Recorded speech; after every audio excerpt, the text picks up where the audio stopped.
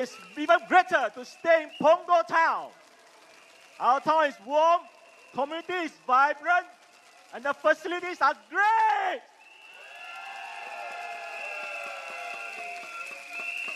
And I am even more assured to know that our town is being taken care by People's Action Party Town Council led by DPM Gan Kim Yong.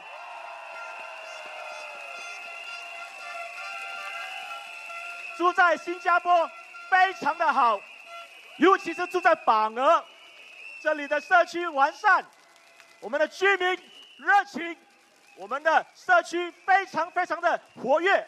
尤其我知道，我们的市政将被人民行动党市政理事会所照顾，严金勇副总理将会是我们的带领议员。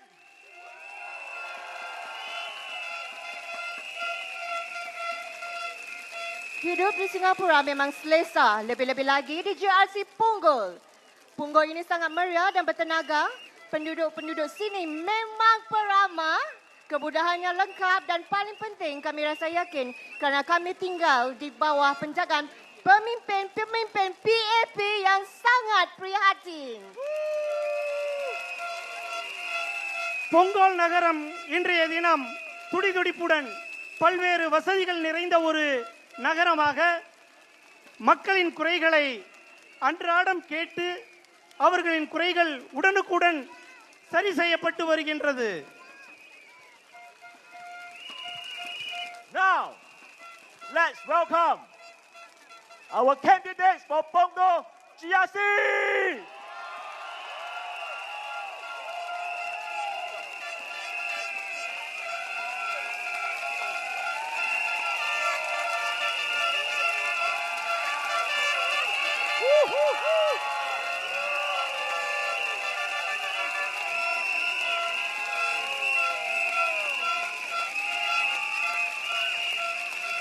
Let me introduce to you the candidates for tonight. Deputy Prime Minister Mr. Gan Kim Yong.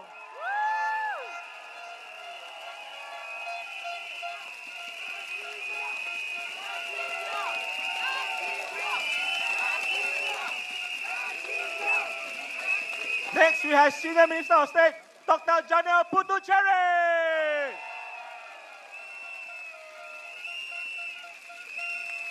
Next up, we have Minister of State, Ms. Shuling.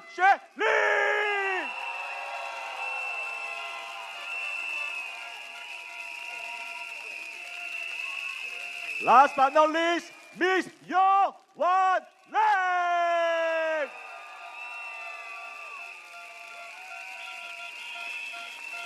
Joining us tonight, we have guest speaker, Minister Indranee Raja.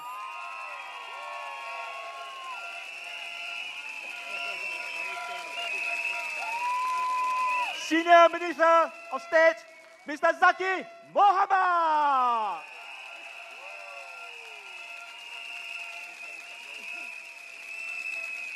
Making a very special appearance tonight, Mr. Lim Say.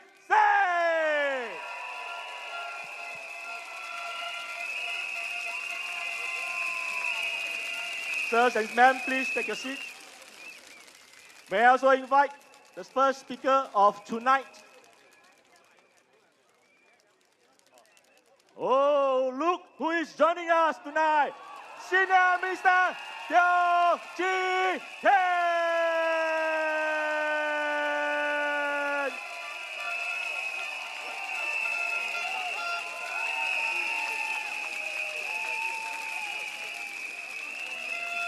Thank you, sirs. Thank you, ma'ams. May I invite our first speaker of the night, Dr. Janil Puthucheary, to take the stage. Dr. Janil.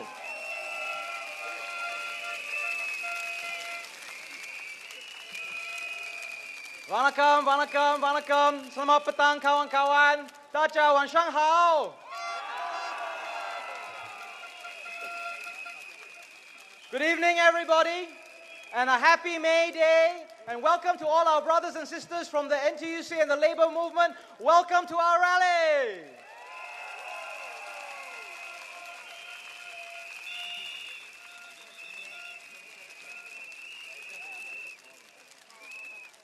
We've had a hard-fought campaign. And over that time, the last few days, we've met many residents, many of them coming to meet with us, share their stories, take photos, but also many of them with comments and messages that we listened very closely to, that we took to heart. One of the things that I saw was a queue forming for residents to take pictures with DPM Gan.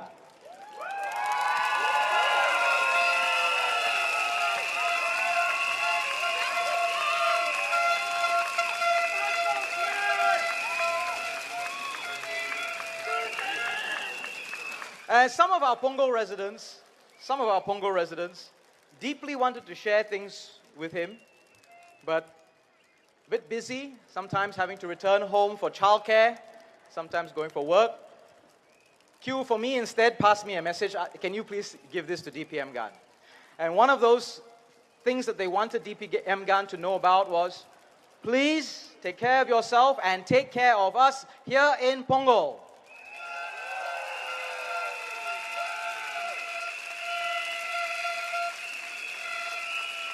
The residents also commented on our campaign. Our residents in Punggol, our Punggol voters, are discerning. They read the material, they read what's online, they see how the candidates behave, what we say, what we don't say. And residents that I met commented that our campaign, in a way, was quite remarkable. I remember in particular at the MRT station, some of you will know Exit A and Exit C. Every morning we're there, 6:30 until late at night. Sometimes we see the residents going to work, sometimes coming home. But sometimes we also see our opponents, our political opponents also there, doing what we are doing, campaigning, passing out leaflets, trying to engage residents, trying to persuade, please vote for us. And several residents mentioned how polite we all were.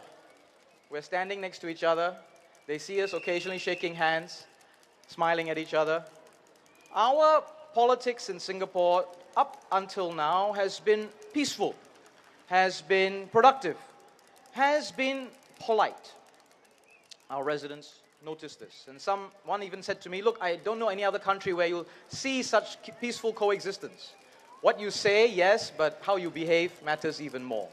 And indeed, we try very hard to make sure that we're all on our best behavior.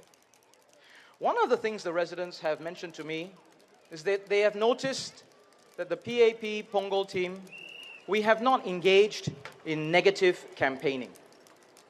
We're not going to make personal attacks. We haven't done. We're not going to be rude. We're not going to make jokes at the expense of other people.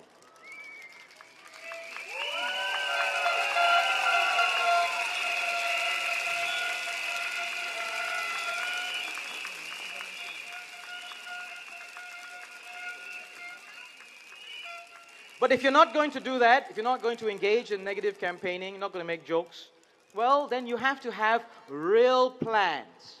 And we have real plans for Punggol for the future, for 5 years and beyond. Let me tell you about our real plans.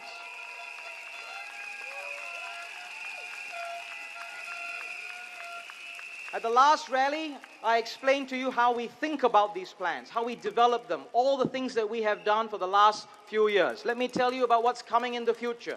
You know that we have plans to improve our transport. We have the 2-car LRT cabins coming. The services will improve. We have a new bus interchange that's opening up at Punggol Coast MRT as part of the Punggol Digital District. That bus interchange will open in June.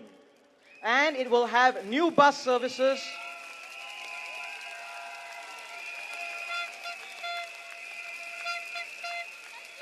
New bus services that will serve our residents, including those in the North Shore District. Our old bus interchange. Our residents know that we're having a new bus interchange. Many of them, very discerning, they say, I have lived so close to the old bus interchange. It's very handy. What's going to happen to it? Our old bus interchange will remain in operation. We are not closing it down. Punggol will have 2 bus interchanges, and the old bus interchange will remain in operation. And in the long term, will be converted to a permanent interchange linking with two MRT lines, the Northeast Line now and the new Cross Island line.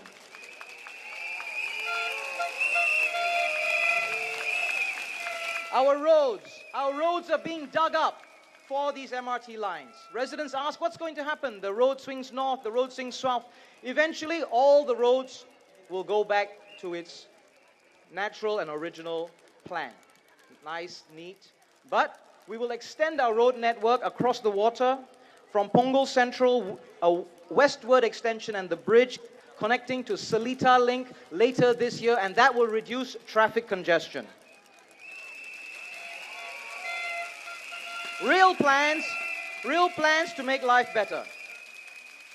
The new sports stadium, I spoke about it in the last rally. You can see it's all coming up. It's a large and complicated building. It'll have 5,000-seater stadium, 5 swimming pools, 20 badminton courts, gyms, fitness studio, water sports center, many other things.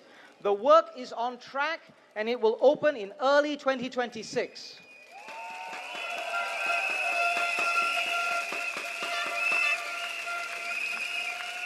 But we have to work to make it happen. We have to keep the project on track. We have to make sure that all of these things are working well and eventually deliver for our residents. We also hear from residents about the concerns around jobs. My colleague, Ms. Yo Wan Ling, will speak about that. But from the labor movement,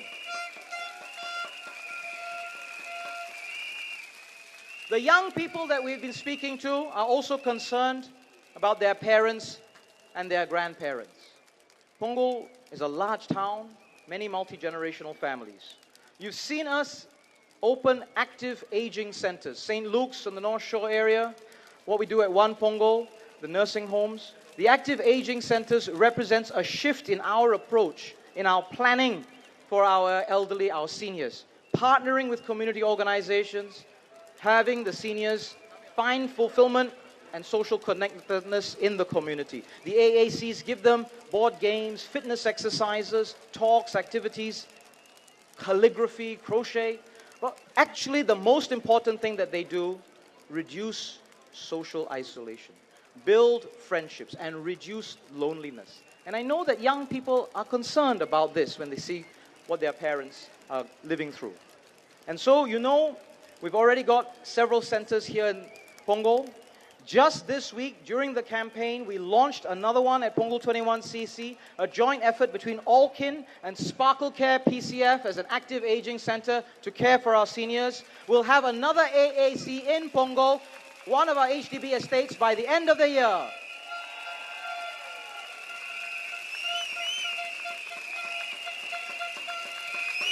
This is what we are doing.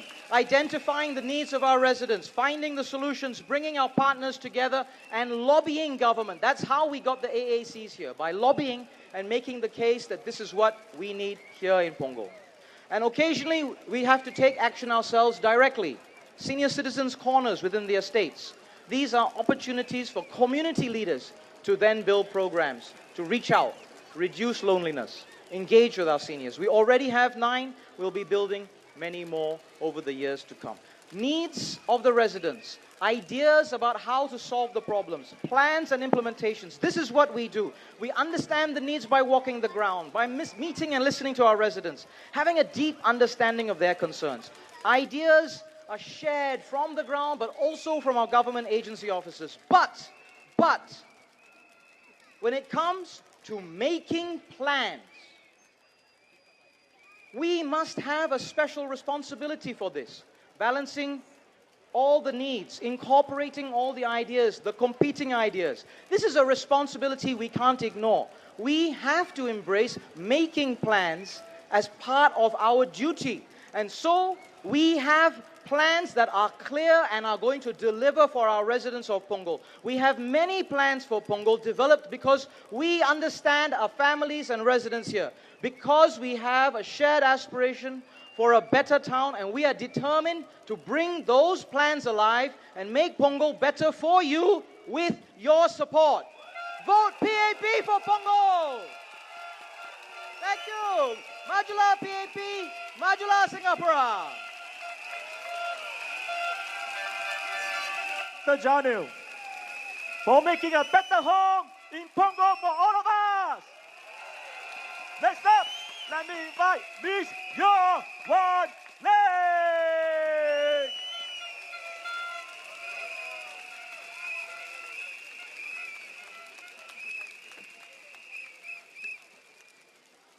Pongo residents,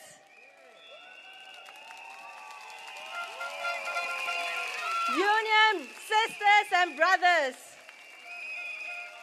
friends and supporters of the PAP, good evening. Wan Shang Hao, Selamat Patang, Inia Malay, Vanakkam, Tai Ke Ho.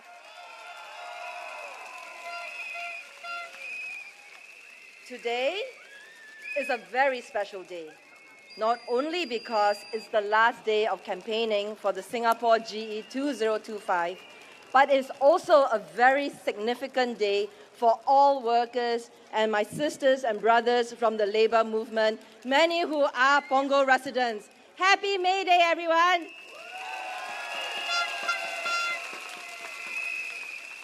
We rallied together earlier this morning at our May Day rally and are now again rallying together here this evening at our PAP National Rally at Pongo GRC. Brothers and sisters, comrades, in solidarity for Pongo Town.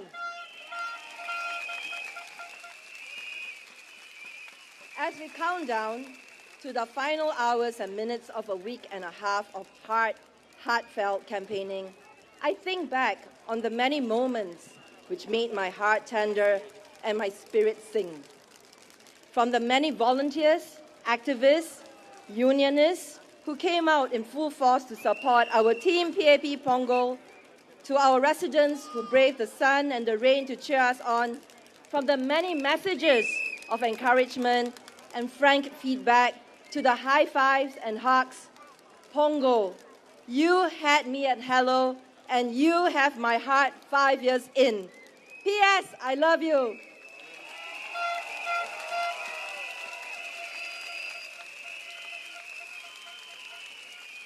My dear Pongo residents, in the many moments I had with you, one was particularly thought-provoking. And it was a conversation I had at Waterway Point with a young couple, one of them a first-time voter. They asked me, with a steely gaze and a steady voice, why should we vote for the PAP? This is such a simple question, but it encapsulates, doesn't it, the reason why we are all here today. I thought about the aspirations and challenges our Pongo residents had trusted me with over the years, and the very reasons why I continue to fight for this seat to serve our Pongo residents.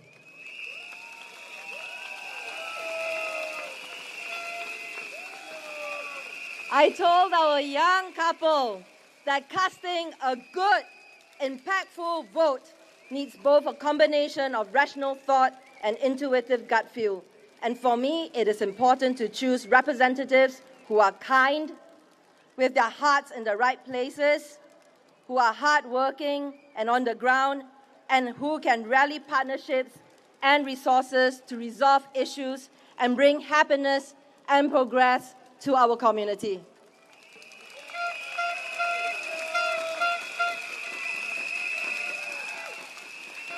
My Pongo residents know this.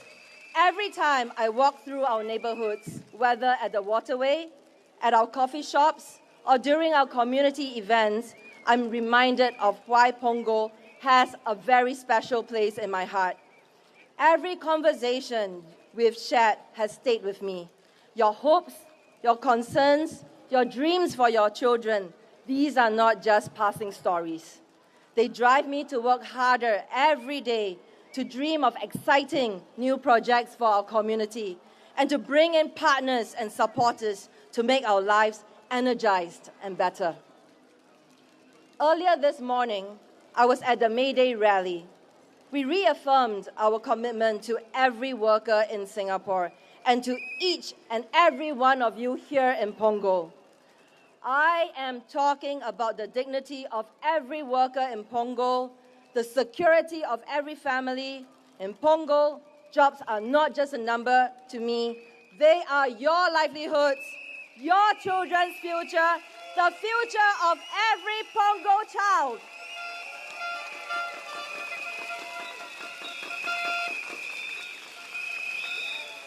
In my walkabouts, I've met with many of our Punggol youths, and they are really awesome. Our youths have many aspirations in life and have plenty to look forward to. Cheryl is a youth leader who's just 20, but has been volunteering since she was 9 years old. Chloe and Chris have very big hearts, and both are gearing for a career in healthcare to look after our senior loved ones and children. Our Punggol youths have a bright future, and they are the young sprouts who will grow to be tall oak trees to shelter our community and nation in time to come. It is important that we continue to provide them with opportunities for growth, especially with their career options, even with the global looming uncertainties. In Punggol Town, we believe that career success isn't just about finding opportunities. It's about creating them together with our partners and other stakeholders. Since 2020, our Punggol team has brought in NTUC's E2I as a partner for employment and employability, and we are committed to ensuring every resident, regardless of age or background, has access to meaningful career support right where they live.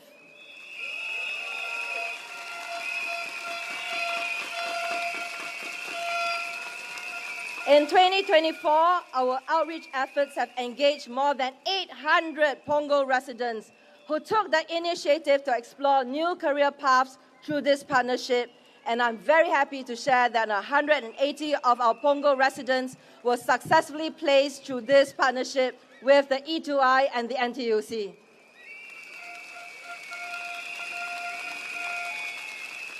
This momentum has led to the creation of our town's flagship career marketplace in March 2025, where over 1,000 jobs vacancy across various industries were open to our Punggol residents.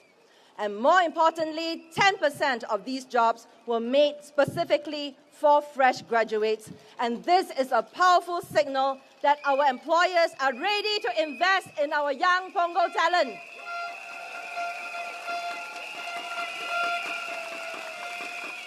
Beyond placements, Punggol's focus remains on building career resilience and future readiness, ensuring that all our residents are equipped not just for today's opportunities, but for tomorrow's challenges. A key enabler of this effort has been the opening of our One Punggol Service SG Centre in 2024, and this strengthens our career support within our township.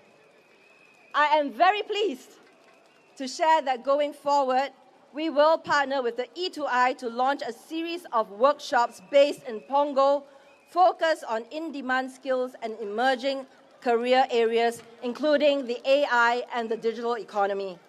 And this will help our residents gain confidence to navigate our industry shifts with clarity.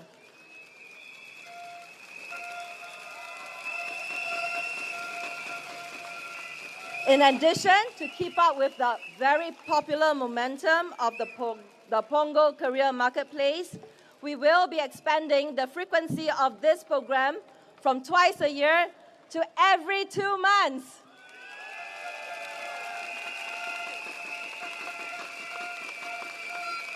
One of the key concerns raised by residents in Punggol is the need for meaningful opportunities for mid-career professionals who are looking for a change in careers. In response, our Punggol team has courted yet another partner to support our community, and that is the Singapore Institute of Technology on a first-ever program in lifestyle entrepreneurship. With this 4-month program under the belt, Punggol residents will be equipped to start their micro businesses as freelance writers, private home chefs, online marketeers, and the exciting list goes on. And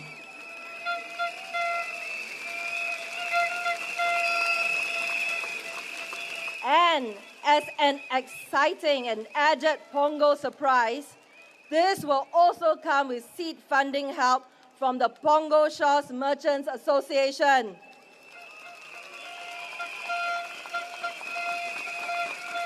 This initiative reflects our ongoing commitment to empower our residents with practical, future-ready opportunities for self-reinvention. Pongo is also a town with young families, and our residents are faced with stresses from caring for their children, their senior loved ones, and the financial pressures while raising a family. The moms I speak with often tell me that they will love to return to work, but find it difficult given their need to wrap their work around their caregiving duties. As such, it is important that we continue to normalize FWAs in the workplace, and I give you my word, I will continue to advocate for this in Parliament. And we will also need to create local in-community jobs. To these, I am pleased to share that we will now extend our NTUC's See You Back at Work program, which helps our caregivers and moms to return to work with flexible work options, to also include micro jobs in Pongo neighborhood. This will include babysitting, healthcare assistance, tuition, and surveyors. This will also be in partnership with our Pongo flagship local program, Project Success. My dear residents, the choice before us is clear. Do we want to continue building on these strong foundations? Do we want to ensure that every Pongo resident has access to good jobs and meaningful careers? Do you want a team that doesn't just talk about helping workers, but has a proven track record of delivering results? If your answer is yes, then I ask for your support.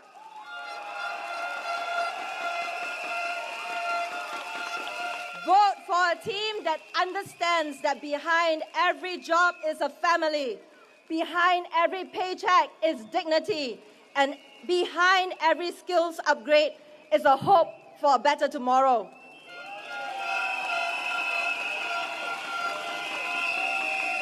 Vote for a positive force. Vote for a future that we can build together. Vote for the PAP!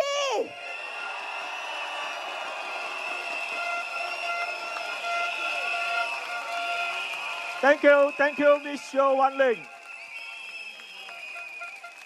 The choice is clear. Vote for PAP! Next up, may I invite Mr. Zaki Mohammed to take the stage.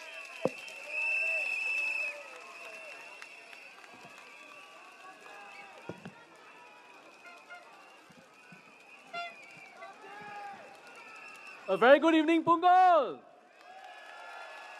Matia Vanakam, Tacha Wansahau.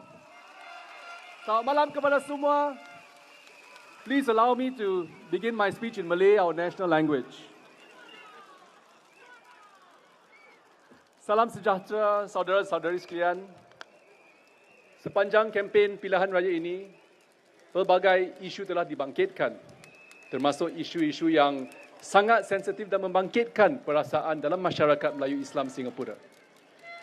Dalam 9 hari ini, saya telah bertemu ramai rakyat Melayu Islam, dari pekerja kepada usahawan, dari ibu bapa kepada warga emas. Ramai yang telah berkongsi kebimbangan mereka, tetapi mereka juga telah mengongsi harapan mereka. Mereka berkata, kita harus kembali kepada apa yang paling penting, kehidupan seharian rakyat.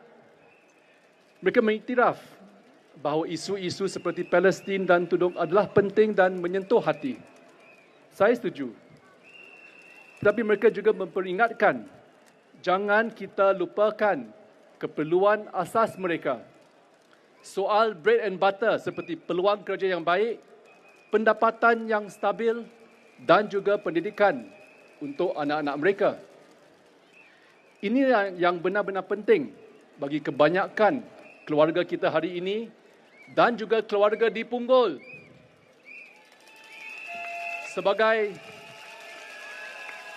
Sebagai pemerintah, tanggungjawab kita bukan sekadar mendengar atau memahami, tetapi untuk bertindak dan menghasilkan kemajuan yang nyata. Sebab itu kita tumpukan usaha secara konsisten dalam pendidikan, pembangunan kerjaya, memperkukuh institusi agama dan juga bagaimana kita memperluaskan jaringan sokongan sosial supaya masyarakat Melayu Islam kita akan terus mara ke hadapan tanpa ada yang tercicir.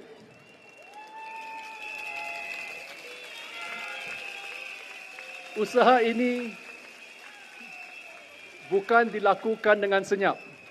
Kita sebagai anggota Parlimen Melayu PAP tidak pernah berdiam diri. Di Parlimen, anggota Parlimen Melayu PAP telah memainkan peranan penting dalam menyuarakan keprihatinan masyarakat kita. Semasa usul mengenai Gaza dibahaskan tahun lalu di Parlimen, 6 ahli Parlimen Melayu PAP telah berucap menyuarakan suara hati masyarakat kita. Selain daripada itu, 15 soalan parlimen ataupun parliamentary questions telah diajukan oleh ahli parlimen PAP mengenai isu Palestin di parlimen. Bagi kami, keprihatinan itu juga diterjemah dalam tindakan. We stand for action.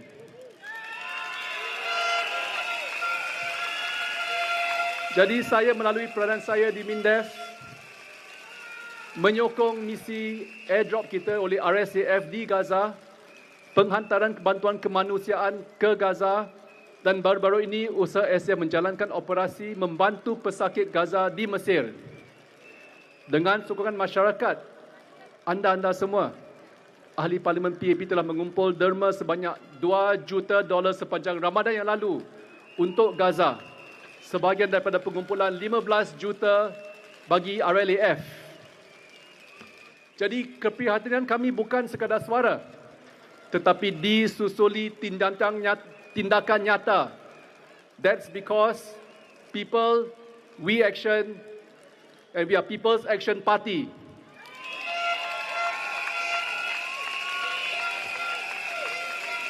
Namun kita juga perlu lihat usaha jangka panjang yang dibawa oleh ahli Parlimen Melayu PAP dalam memacu dasar-dasar yang membina masa hadapan.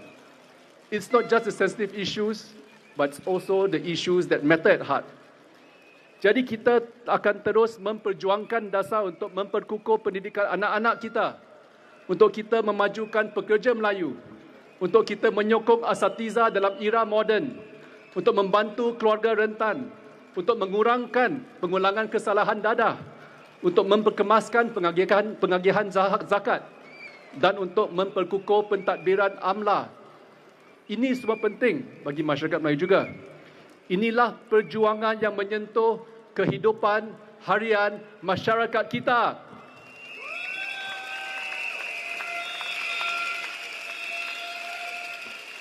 Dan hasilnya kita boleh lihat dan rasai hari ini.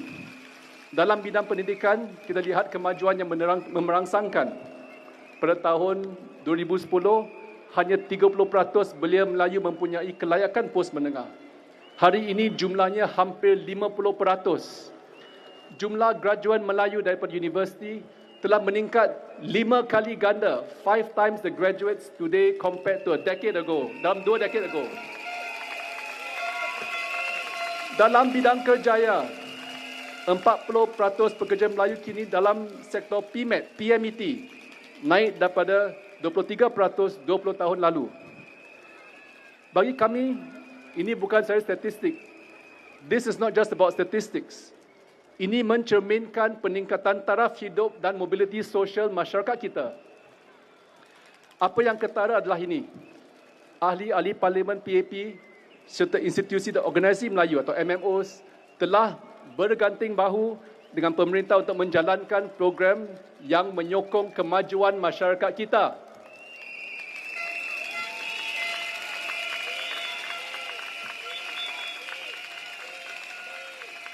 Jadi hari ini lebih 25,000 pekerja Melayu Islam telah dibantu M Kuasa 3 melalui NTUC, E2I dan Workforce Singapore, termasuk pemadanan pekerja dan peningkatan kemahiran. Kelas matematika telah membantu lebih 12,000 anak prasekolah dan mendaki tuition program, sokong hampir 10,000 pelajar setiap tahun. Jadi kita mahu setiap anak Melayu percaya bahawa kejayaan itu dalam jangkauan mereka.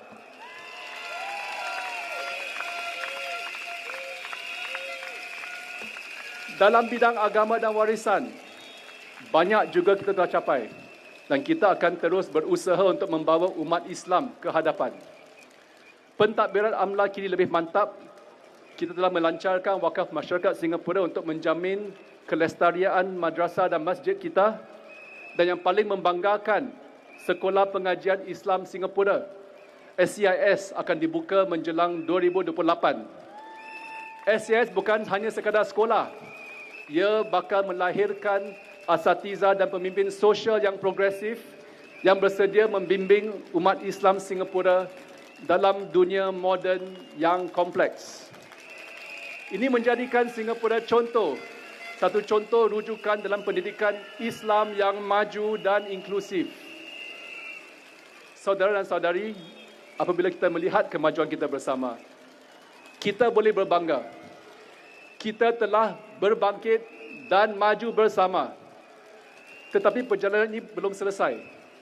Kita ingin melangkah ke hadapan dengan visi yang lebih mantap untuk menjadi masyarakat Melayu Islam yang yakin, yang berjaya dan yang bersatu.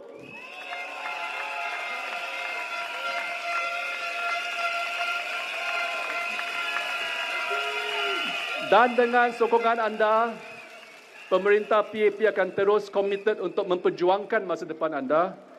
Kita akan terus maju. Jadi undilah pasukan PAP Punggol. Undilah demi masa depan masyarakat dan masa depan anak-anak kita.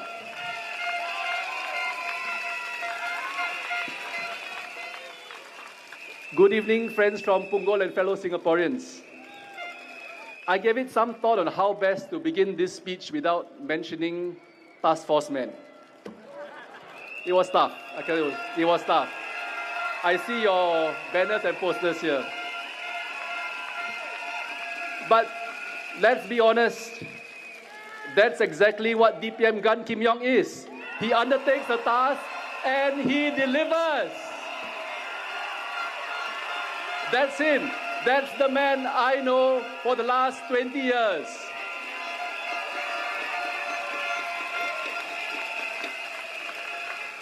That's how dependable he was.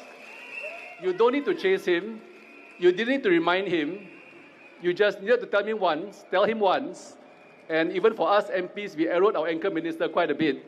And he got things done.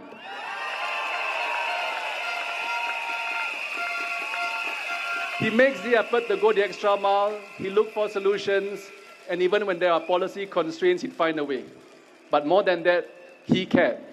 Not in the showy headline-grabbing way, but in the quiet, steady way that really matters.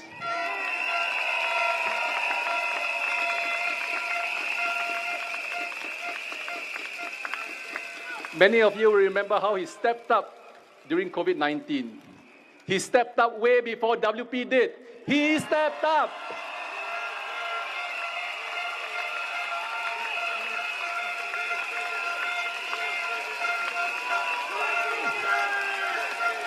But the difference is that he is calm, he is steady, he is kind, he is reassuring. He didn't seek the spotlight, but he anchored the whole effort, guiding two younger ministers through one of the toughest moments in our history.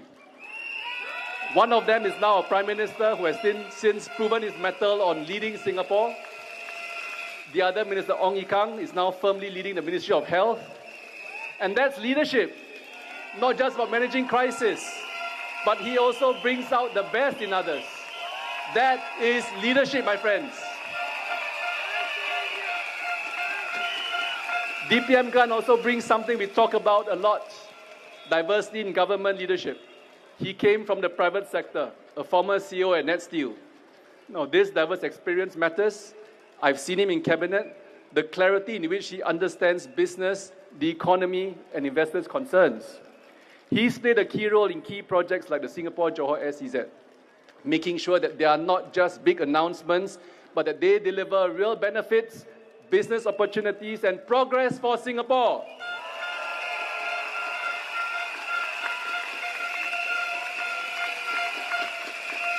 But let me share something many may not know.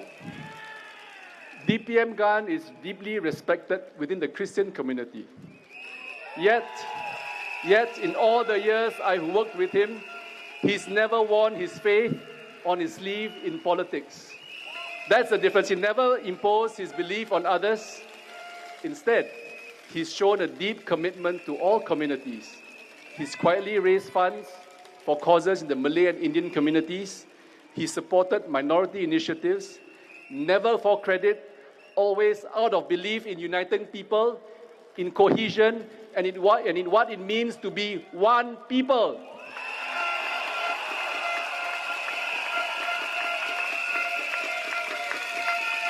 And that's why I believe with full conviction that DPM Gan will serve Punggol with the same heart, with that same discipline, with the same desire to do what's right and not what's easy or what's popular. So if you're wondering who can tackle the big task ahead, rising costs, job security, community growth, this is your man.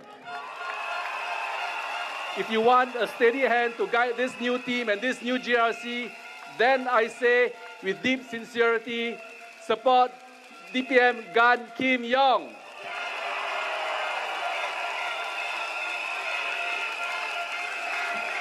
I've called him Chief as a nickname for 20 years. If I had to go into any battle in stormy weather or clear skies, I'd follow the Chief without hesitation, because I know DPM Gan will always put Singapore and Singaporeans first.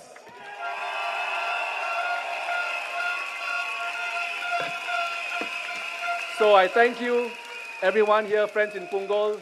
Majulah PAP, majulah Singapura! Terima kasih, Encik Zaki Muhammad. Undilah PAP, because we stand for action. Next, allow me to invite our old friend of Singapore, old friend of PAP, Mr. Lim Say.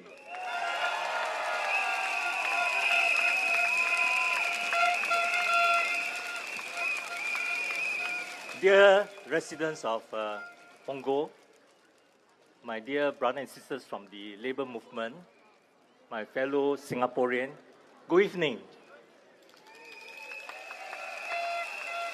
亲爱榜鹅的居民们、同胞们，大家晚上好。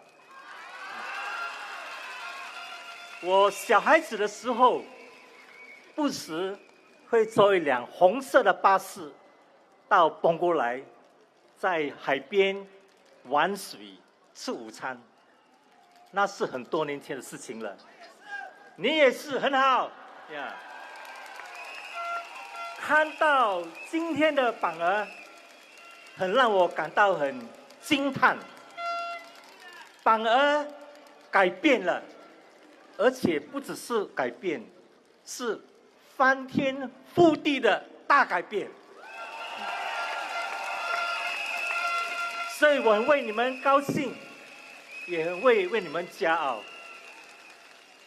其实，除了榜鹅之外，全新加坡多年来也是有大改变、大进步。我年轻的时候到英国念书，一到了英国学校里，英国人就问我 ，Lim， 当然是用英语啦，不是华语啦哦 ，Lim， 你从哪里来？啊 ，Lim，日落地过来，日是地过来。我说新加坡，他们的回复是新加坡在哪里？没有听过。啊，新加坡落地过，没听过。我听了很失望。有一天，有一个英国的学生叫 John， 我还记他名字，问我一样的问题，我给他一样的答案。他听到我说我是新加坡来的，他说：“哦，新加坡。”我想喝水了。最终碰到一个英国人，知道新加坡在哪里，我很高兴。9个月后，夏天到了，学校要放长假，学生们准备回家度假。John 看到我，他说 ：“Lim， 你什么时候要去日本？”我说：“我为什么要去日本？”他说：“日本不是你的家吗？新加坡不是在日本吗？”对啊。所以坦白说，1973年那个时候，全世界，包括英国，包括很多国家，没有听过新加坡，不知道新加坡在哪里，也不知道我们是个怎样的国家。今天，不单只是英国，全球各地的国家，全球各地的人民，都懂得新加坡在哪里。更重要的是，全世界的国家，今天你拿新加坡的护照，我们是都会受到欢迎的，因为新加坡的护照现在是世界全球的护照排名第1名。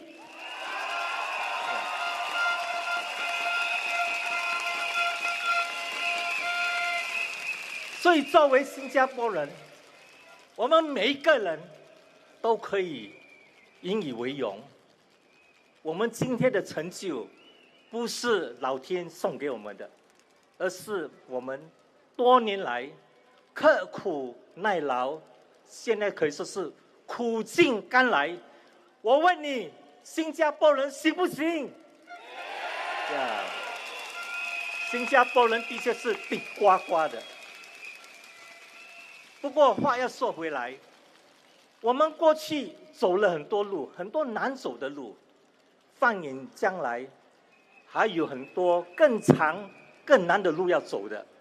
因为这个世界的大局面已经改变了，每况愈下，越来越混乱。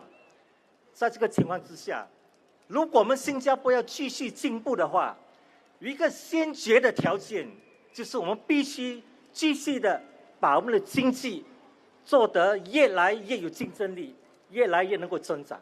因为如果新加坡的经济失去了竞争力，我们的增长率放慢了，我们全国的人民都会一起穷下来。我不知道你，我是一个不认输的人。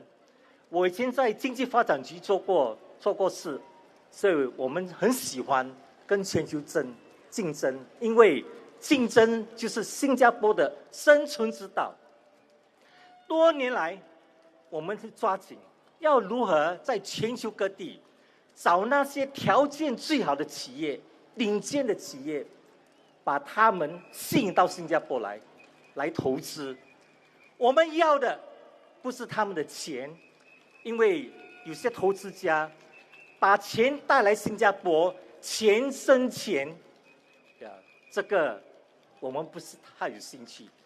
我们兴趣的是那些愿意把他们的最好的科技带到新加坡来，把他们全球的市场带到新加坡来，把他们的操作的能力带到新加坡来。这样新加坡就有这个能力，有这个先进的制造业，有这个先进的服务业，我们就能够从新加坡提高我们国人的技能水平，提高我们的经济，提高我们的国际性，从新加坡出口到外国去，这样新加坡的经济就会越来越好。多年来我们做到了。其实严金勇部长今天呢，过去几年呢，这个重大的项目就是由他负责的，你知道吗？你知道吗？在2013年，不是2023年，2年前，在严金勇的领导之下，我们吸引了超过120亿元的投资。去年我们吸引了135亿的投资。如果你不知道135亿有多大，我可以跟你算，它相等于每天严金勇和他的部下每天为新加坡吸引3700万的投资，而且这个投资都是顶呱呱的投资，高科技高技能水平。因此，新加坡多年来就通过这个外国的投资，吸引这个最顶尖的这个科技等等。问题就是这些好的项目，新加坡要，别的国家也要，所以这个竞争会越来越激烈。所以这次大选，我希望大家能够考虑到这一点，因为如果新加坡在未来5年、未来10年、未来20年，如果我们不能够在国际市场上有效的跟别的国家竞争，把最好的项目、最好的科技、最好的市场带到新加坡的话，我们的前途会越来越渺淡。所以这次大选，我希望大家能够考虑支持人民行动党。在大选之后，我希望我们的王群才总理他会有一个强有力的内阁。那么这个内阁很重要的，必须包括谁？严金勇。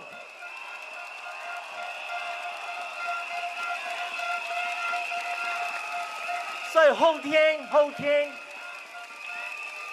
大选那天，我希望大家能够好好的用你手中神圣的一票，支持人民行动党，让我们的王群才总理有这个大力的人民的支持，大力的人民的委托，让他和他的内阁能够大力的照顾我们新加坡人，大力的把新加坡创向新的高峰。如果我们大家一起合作的话，一起努力的话，我相信新加坡会永远都是一个成功的国家。新加坡人永远是一个会被全球看得起的人民。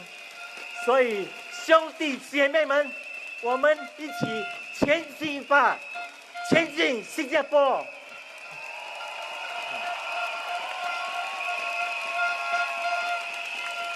My dear residents, my dear fellow Singaporeans, earlier in my Mandarin speech, I touched on the importance of attracting foreign direct investment. Because without foreign direct investment, Singapore would not have access to the leading edge technology, to the best market in the world. So all over the years, we've been working very hard to bring the best company, to bring the best project into Singapore. So far, we've succeeded. But we must understand, why did we succeed? After all, good projects, not just Singapore, all over the world, every country wants to have the same thing. So when I was at EDB, we talked a lot to our investor. We asked them, what are you looking for? And when they come to Singapore, we ask them, why did you decide on Singapore? Because we think it's important to understand this so that we can keep repeating our success.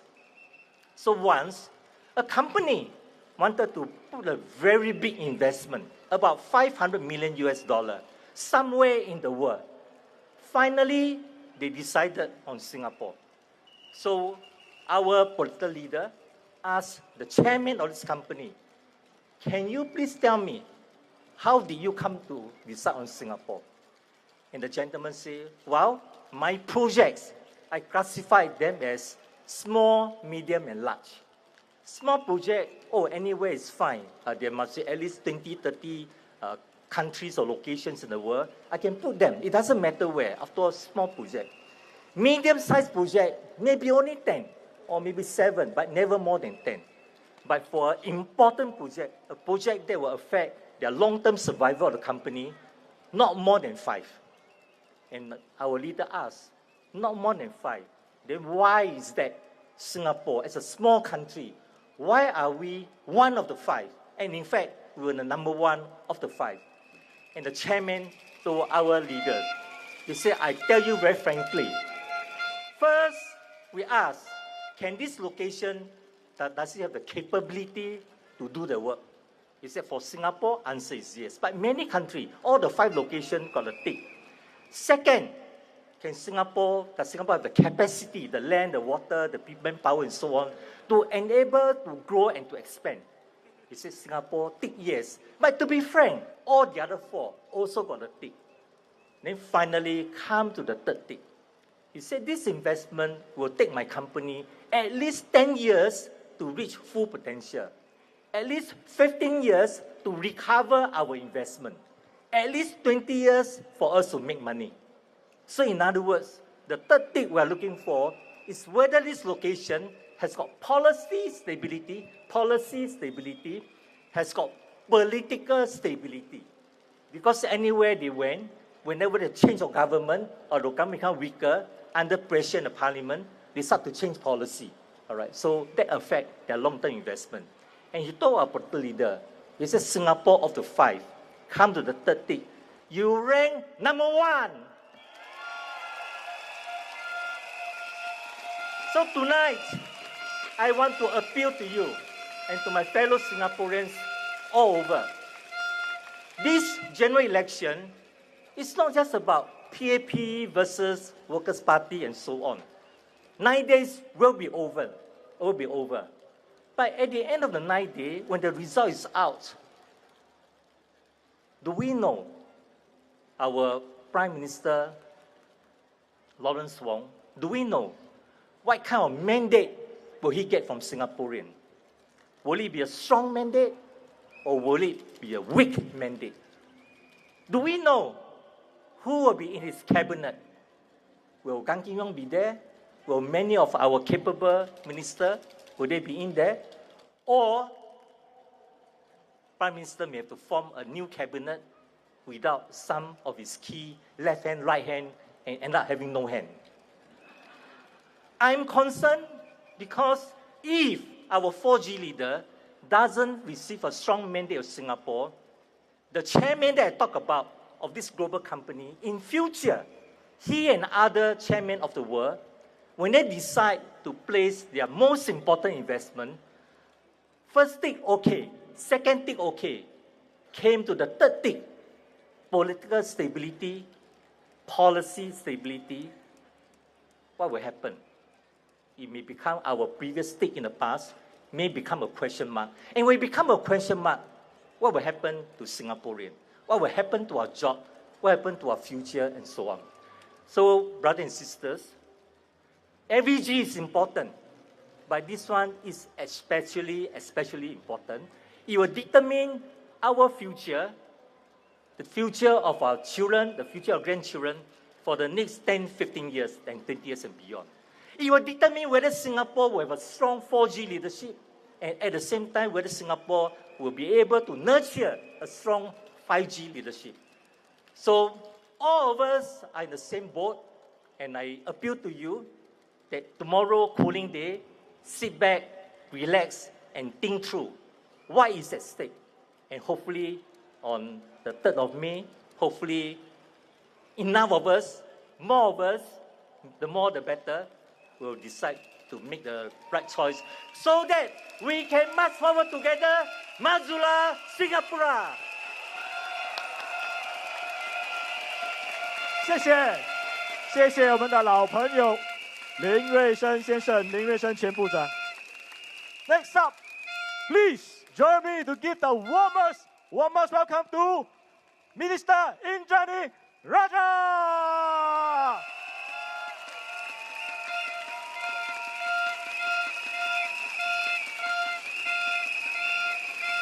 Good evening, Pongo.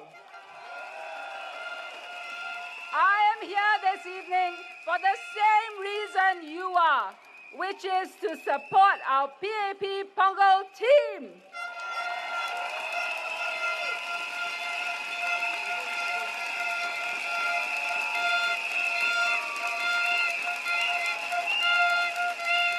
Now, previously at the Fullerton rally, I had said that opposition rallies generate more heat than light. Tonight is time to shed some light.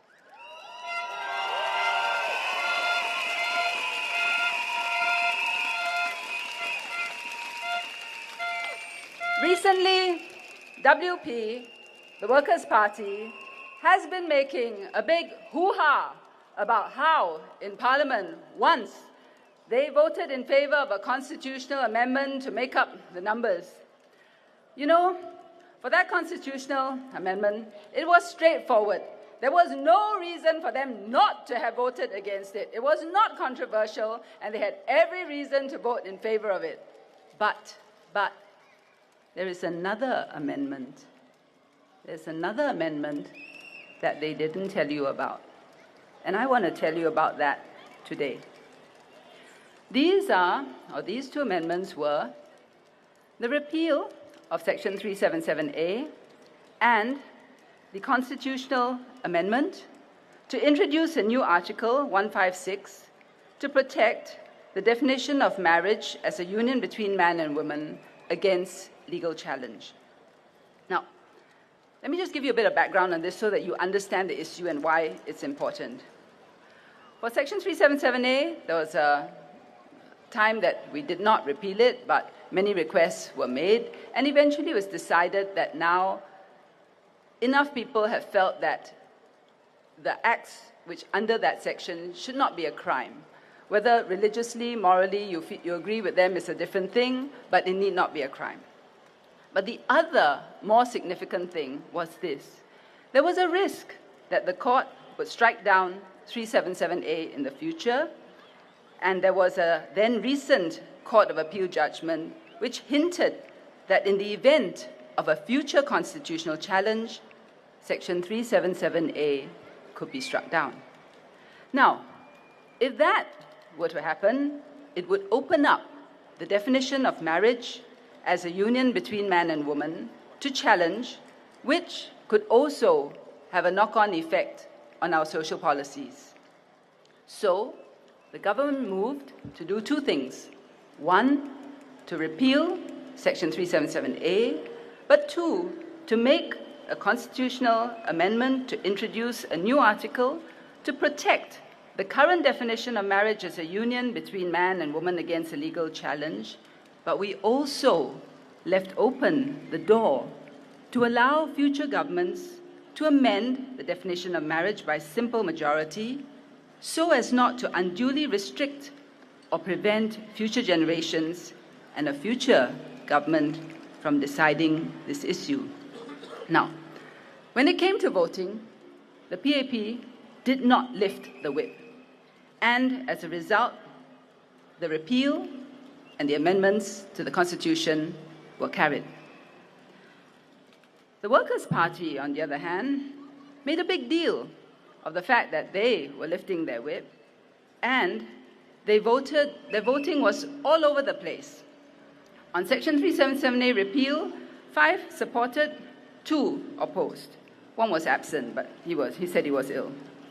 Then on the constitutional amendment, 6 supported, 2 abstained, and they had 1 that was absent. Now, you need to understand the impact of this if the PAP had taken the same approach. Because under the WP approach, it was anybody can vote as they like. There was no leadership. There was no party position. It was a political calculation to be all things to all people. They certainly had many alternative voices, but no party position. And they had the luxury of voting this way only because the PAP had not lifted the whip and we carried the motions. Now, if the PAP had taken a similar approach and we had lifted the whip, and if the repeal and/or the amendments were not carried, this is what would have happened, or could have happened. Section 377A could have been struck down, and the current definition of marriage as a union between a man and a woman would have been at risk, open to legal challenge, with the possibility that it could be struck down.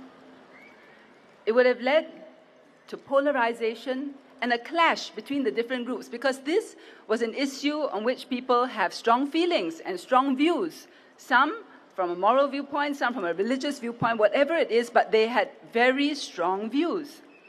And if we had not been able to carry these motions, you would have had that polarization, there would have been an adversarial process, and a social issue which should be decided by the people and Parliament would have ended up being decided by the courts instead.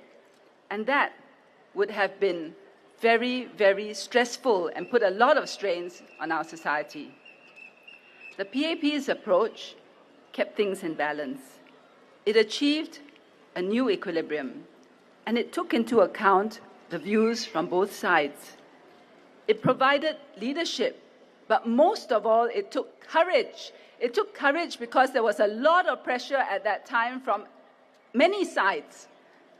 But we had to steer that course, and it would have been so easy to go the WP route, but we did not, because we believe in preserving our society, in having unity, taking into account everybody's considerations, but trying to create that space where we can all live together and have some accommodation. So I would ask those to whom these issues matter to reflect on this. When it came to the crunch, on a delicate and potentially very contentious matter, WP bailed. Political leadership requires courage, not expedience. And the PAP is a government that governs on principle, not expedience.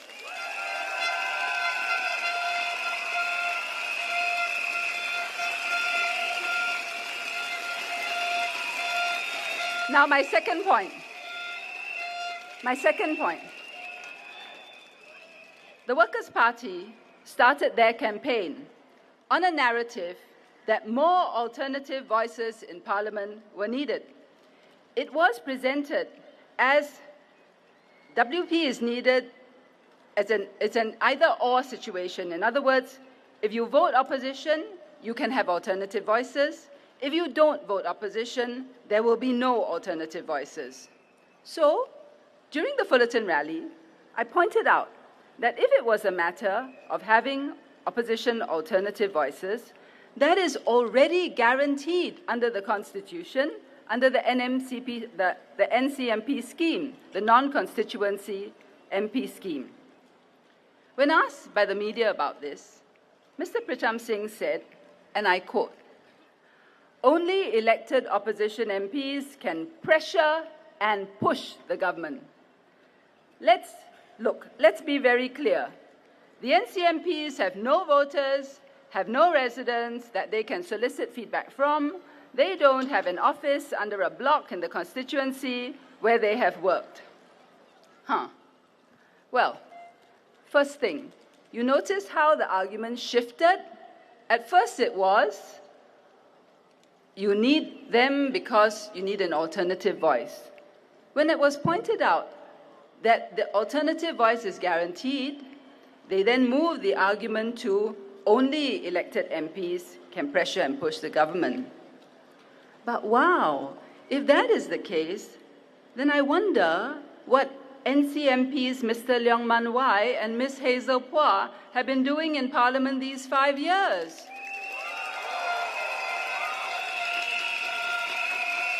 They are both NCMPs. PSP says they have been very active in Parliament, but according to Mr. Singh, they, being NCMPs, if you take his argument to its logical conclusion, they have no voters and no residents to solicit feedback from. So I wonder how they have been raising all the things they say is based on ground feedback.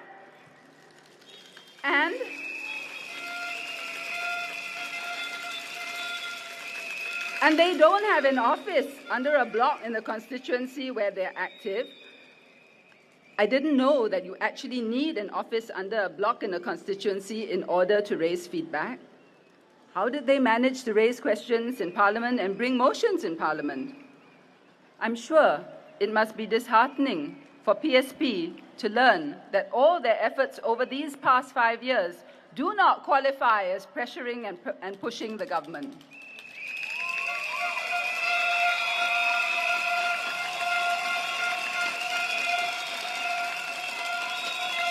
And NCMPs, by the way, are also elected. It's just that they are elected by the minority of votes. And of course, you have to wonder why. If what Mr. Singh says is correct, why is it that the Workers' Party was only too happy to accept NCMP positions before they became elected constituency MPs? Ms. Sylvia Lim, NCMP in 2006, Mr. Yee Zhenjiang, Mr. Gerald Yam, all NCMPs. They had no residents and no voters then. I wonder how they managed to raise issues. And I'm surprised to learn that all the time that they were NCMPs, they were not pushing or pressuring government, and only their parliamentary colleagues with constituency seats were. So I ask you, Pongo, I ask you that when Workers' Party makes these smooth statements, examine them. Examine them because when you probe deeper, when you look at what they say, you may find that they don't hold up. And tomorrow, cooling off day, take that time. I'm not saying to you how you should vote, but I'm saying look at what they say very carefully because they don't always hold up to scrutiny.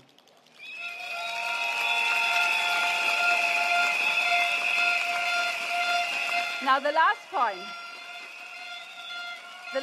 I want to make, and I will be quick on this, but it is an important point.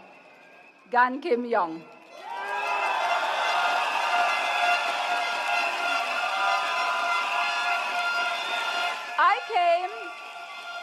I became MP the same year as Gan Kim Yong in 2001, so he's my batchmate, and I know him well. I have been very dismayed by the personal attacks made on him by another party. And I just want to say this. Mr. Gan Kim Yong was the health minister at the height of COVID. At that time, in our darkest hour of the pandemic, he was the one who was there with a steady hand steering MOH and steering the country through all the medical aspects of it. And please don't get me wrong, because I know that there were many other people involved in helping to battle the pandemic. But unlike some others, Mr. Gan Kim Yong doesn't claim credit for everything.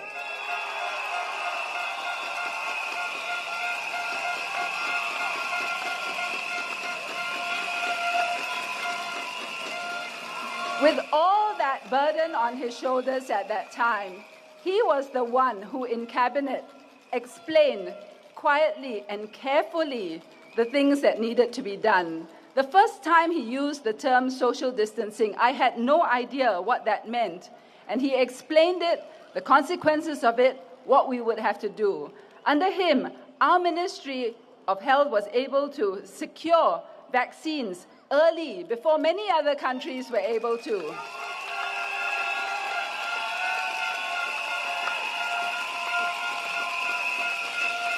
Under his guidance, we made sure we had protective equipment for our medical workers. And many of you would have had vaccines. You would have had your parents, your grandparents who needed vaccines, who needed help. And many of you had appeals which you sent to your MPs. And the difficult appeals we sent to him. And he helped.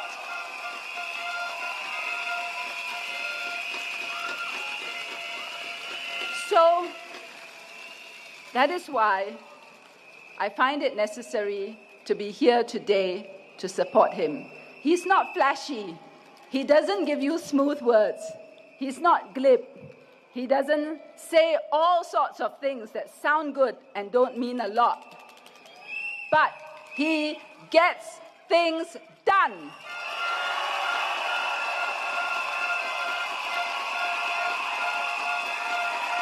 So, Pongo,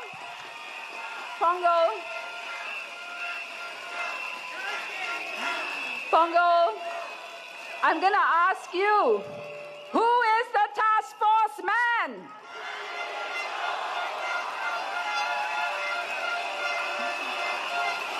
Who is the man who should be leading PAP Pongo GRC? Who should be the team that is for the Pongo GRC? It is our team, PAP.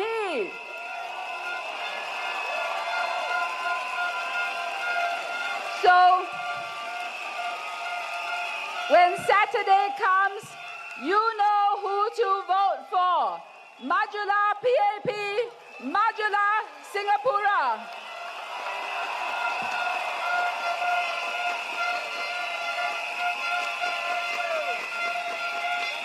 Minister Indrani, for the inspiring speech for PAP for Pongo.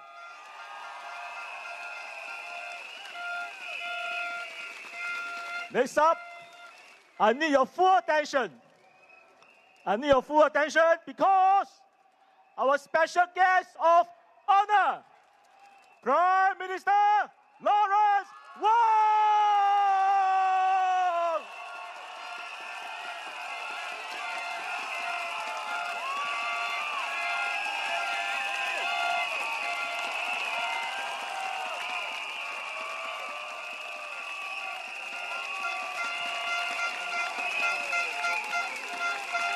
Welcome, welcome, Prime Minister Lawrence Wong to Pongo GRC.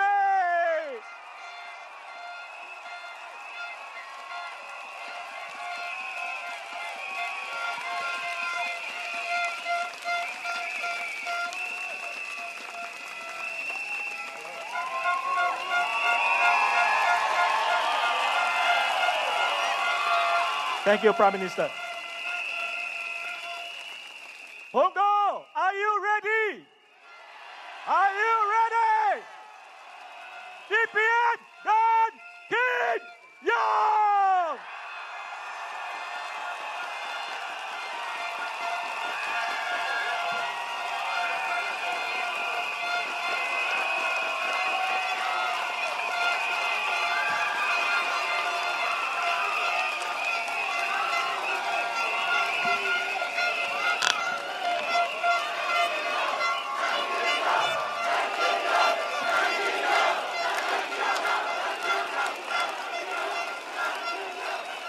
Residents and friends of Pongo, it's me again.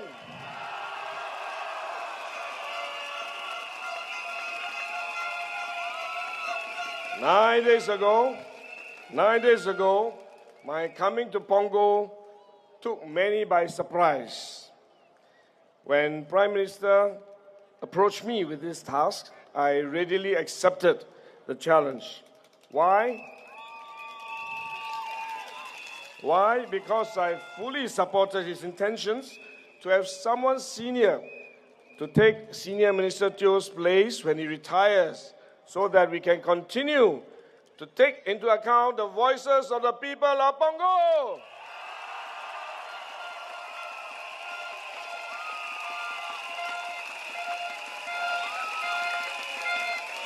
Over the last 9 days, I've seen for myself how amazing Pongo is.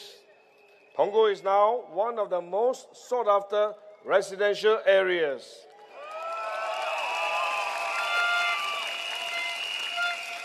You have one of the most enviable networks of green spaces and parks where families can gather and play.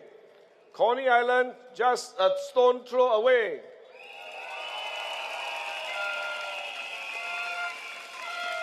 Pongo Waterway Park has become a national icon with amenities such as the picnic areas, gardens and waterways winding through the HDB estates. Nowhere else in Singapore can proud homeowners enjoy this kind of waterfront living.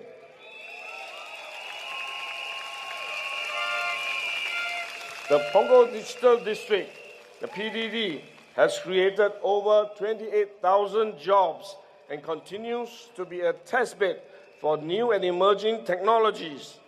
It is where students, businesses, and the community come together to learn, to work, live, and play. And all this did not happen by accident. It was the product of 15 to 20 years of hard work by the PAP government.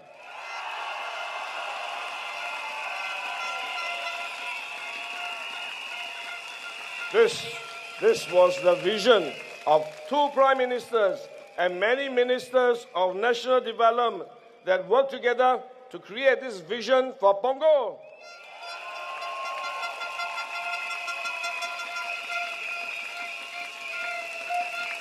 In my walkabouts over the last few days, I've also witnessed many good local initiatives benefiting our community. We expanded childcare and infant care places across Punggol. More than 14 childcare centers have opened since 2020, adding more than 3,000 infant and childcare places. And we are looking forward to 7 more to be opened.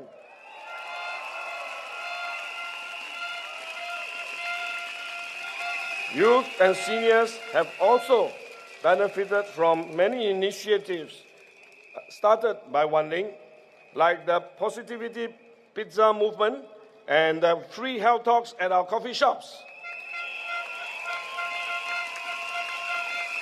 Residents told me they love the amenities at One Punggol, which Janil oversees. You also enjoy the many recreational spaces like the linear parks and rooftop gardens, with more to come. And you have the biggest public library in the whole of Singapore.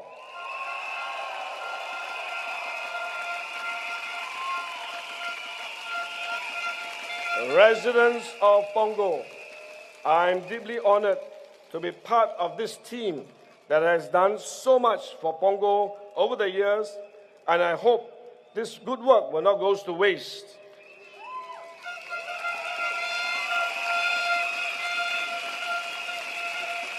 But there is certain more that we can do together to make Punggol an even better place to work, live, and play. And I have some ideas where we can start.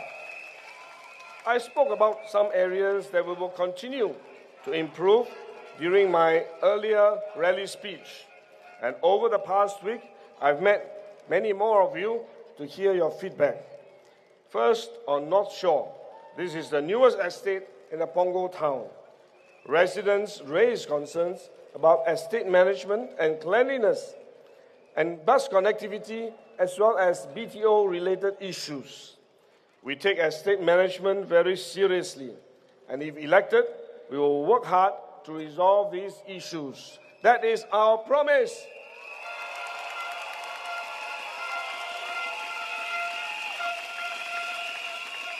I have announced earlier that if we are given the chance to continue serving here, Shuling will chair the new Punggol Town Council to oversee this effort.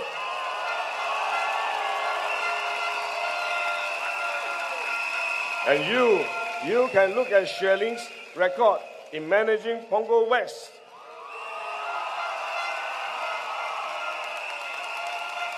I'm confident that she will be an effective and excellent chairman for the town council.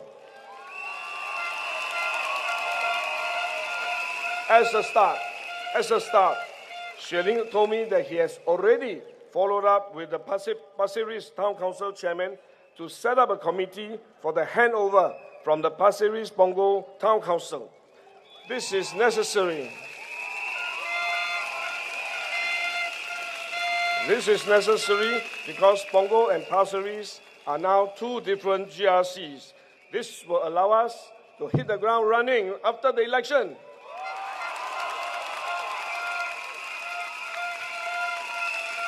Of course, our town council will not just look after North Shore, but the whole of Punggol. One area that we will prioritize is to build more covered linkways in Punggol. Residents have consistently shared with me that they would like to see a more comprehensive network of covered linkways so that it is more convenient for Punggol residents to commute from one point to another, especially during bad weather.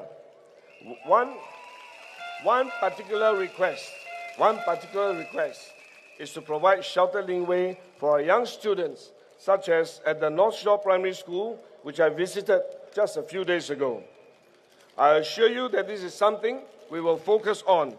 We will work with the new town council and relevant agencies to draw up a comprehensive plan for our connectivity as well as our covered linkway so that we can help you to be as connected as possible while protecting you from the weather.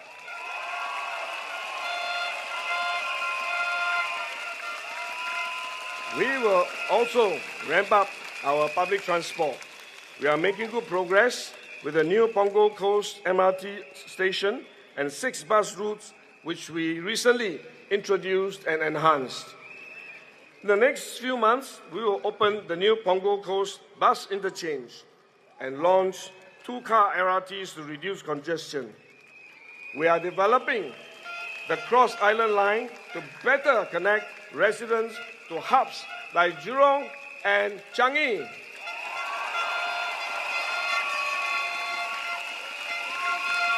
Punggol is still growing, and as Punggol continues to develop, we will study how to serve our town better with improved amenities, connectivity, and safety. Some of you also worry about the frequent turnover of food stalls, especially in the North Shore Plaza, and share that you would like to see more retail and F&B outlets and options in your neighborhood. The upcoming Punggol Coast Hawker Centre opening in July will provide more options for you.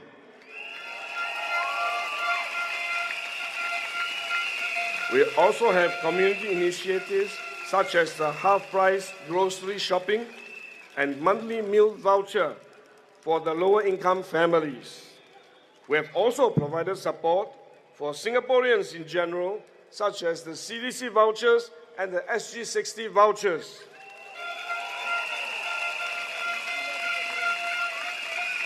Singaporeans can receive $800 in CDC vouchers for FY 2025 and either $600 or $800 in SG60 vouchers. A family of 4 with 2 elderly aged above 60 and 2 younger adult children will receive 3,600 of CDC and SG60 vouchers in total.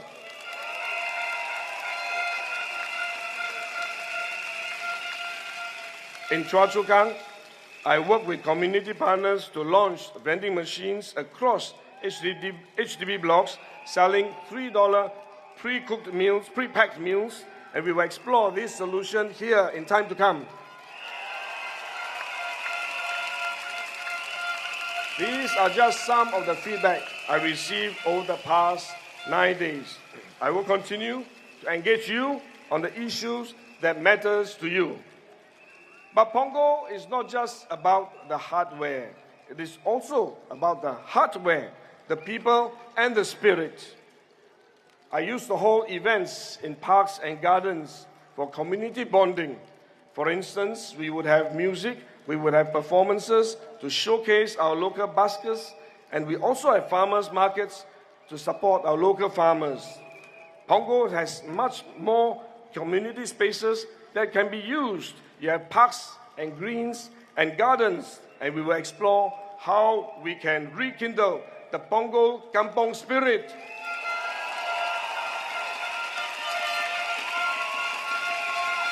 As part of our Kampong spirit, we must also remember those around us who are more needy and needs more help. A few days ago, I visited the Lighthouse. This is a space dedicated to supporting the personal growth and mental well-being of our youths and young adults. Shuling and her community leaders have built this up from scratch. Both the children and volunteers shared with me how much they enjoy the programs and activities there. I also visited a fresh produce distribution program. Volunteers have been hard at work ensuring that the good quality produce is available to our residents at no cost.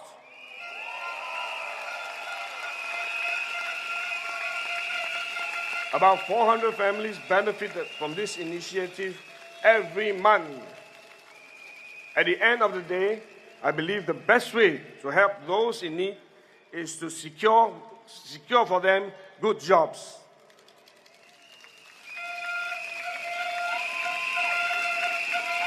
Ling has been actively championing workers' issues in Parliament and bringing job fairs to Punggol residents. Nationally, we are also doing all we can to help Singaporeans.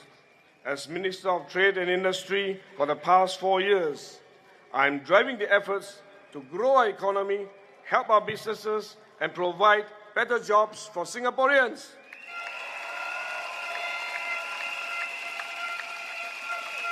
It has not been easy surviving the COVID-19 pandemic, weathering a period of high inflation and global supply chain disruptions, and now the most recent US tariffs. We have set up the Singapore Economic Resilience Task Force to help our businesses adjust and adapt quickly and prepare our workers for jobs of the future. We will double down on reskilling and upskilling initiatives and give the vulnerable more support to bounce back quickly.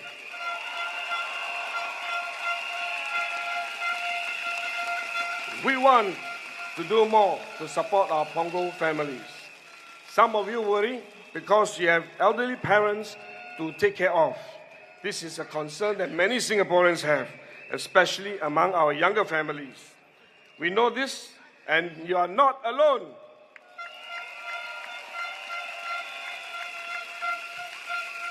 We will work with you, and we want to strengthen more support for our caregivers.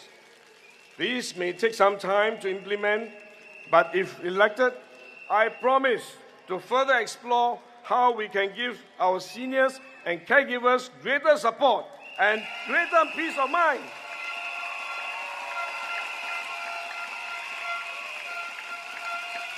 Let me end on a personal note.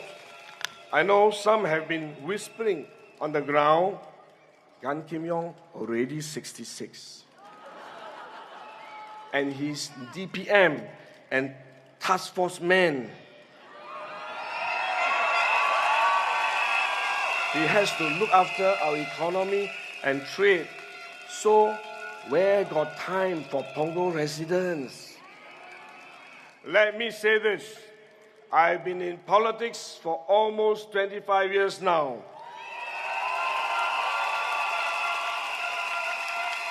Since I started in 2001, my first priority has always been my residents.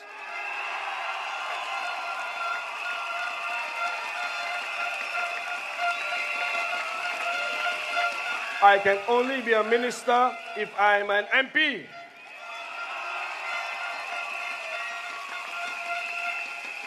So being your MP is my first priority.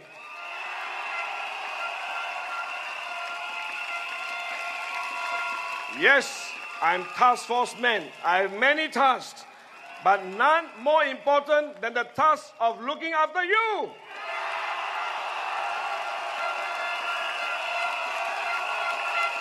I am task force man for Punggol.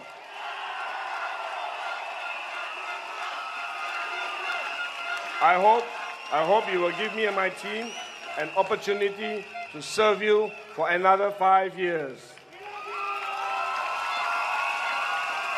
We will work as a team to take care of Punggol and every one of you.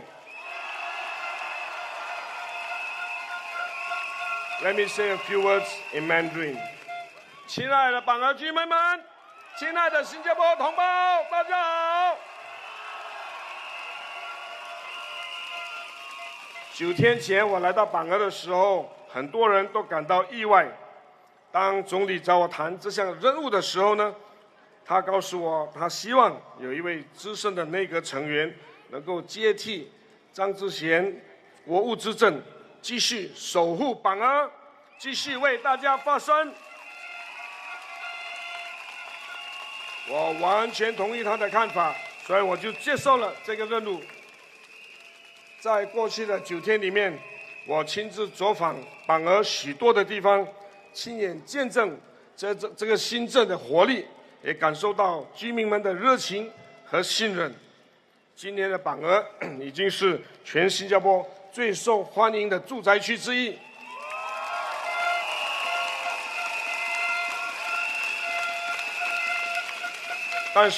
但是这一切也不是理所当然的，而是人民行动党政府在过去几十年里面一步一脚印、日复一日的努力耕耘，与居民一起携手合作，一点一滴建设出来的成果。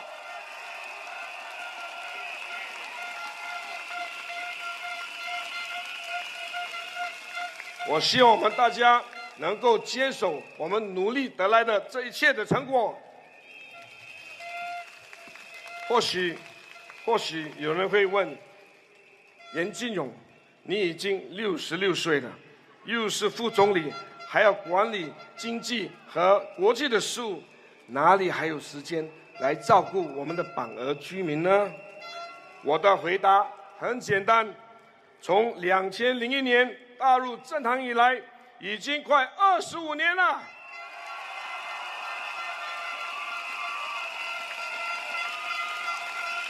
这25年来的每一天，我始终都记得一件事：居民的需要永远排在第一位。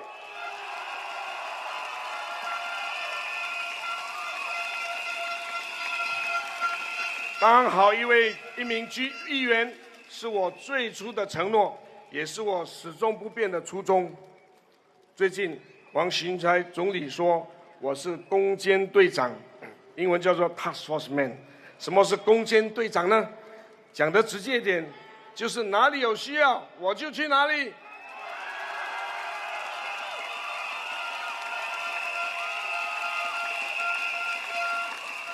过去的25年，无论是全球金融危机，还是新冠疫情，有需要的时候我就去那里。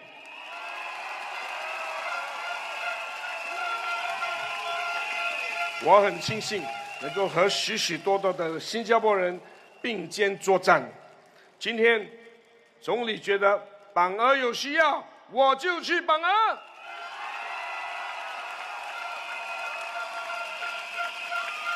无论什么压力，我都不必怕。年轻的榜儿居民，这是一个追梦的时代。我也曾经年轻过，和你们一样有梦想、有热血、有不甘平凡的心。我也知道年轻的家庭面对上有老下有小的压力，要工作，要照顾家庭，真的是不容易。但你们不是孤单的。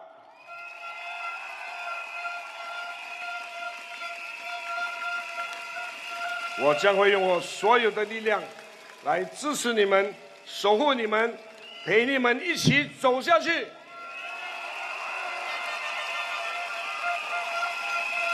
我希望我们能够在这条路上并肩而行，一起奋斗，一起追求，不言不弃。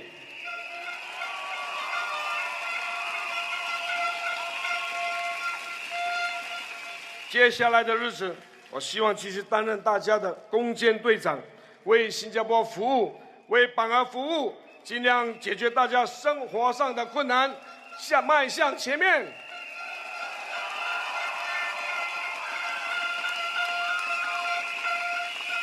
我不是一个多话的人，我比较爱实实在在的来做事。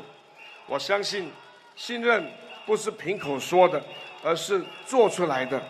我不靠空声来博掌声，只希望能够用行动赢得各位的信任。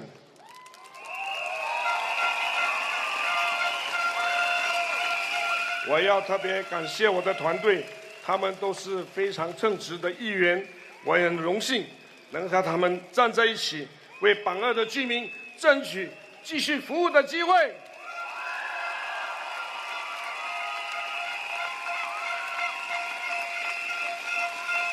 榜二的居民们，我是严金勇，我来不是为了荣耀，是为了守护家园。我来不是为了交差，是为了与你并肩而行。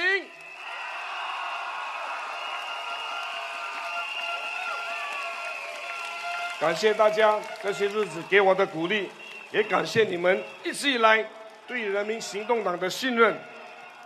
这个星期六，5月3号，我们就要做出选择。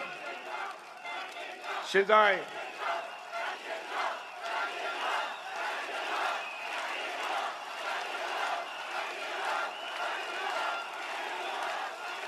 现在，新加坡面临一个重要的关头，这是一个非常重要的选择。选择谁能和你一起面对挑战，谁能在你需要的帮助的时候，在那里帮助你。请把你的一票投给人民行动党。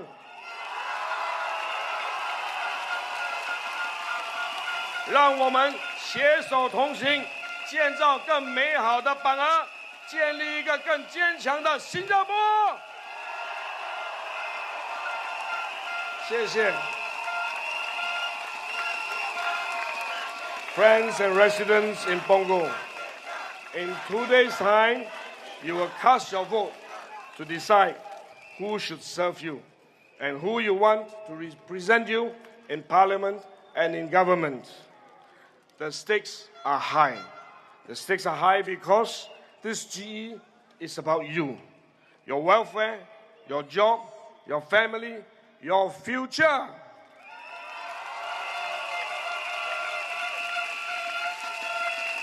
You will have to decide who can best take Singapore forward, who will steer Singapore through these uncharted waters ahead of us, who can represent Singapore on international stage and fly our flag high. Who do you trust to take care of you and your loved ones?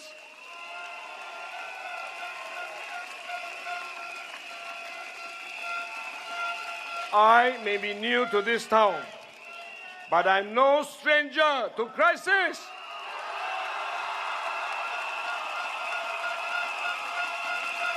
I'm no stranger to service. And now, I am no stranger to you.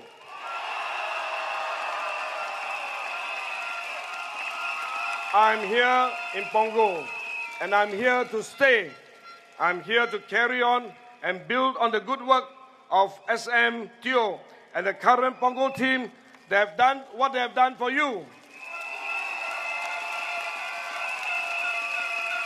With your vote and your support, I will not stop serving Pongo and its residents.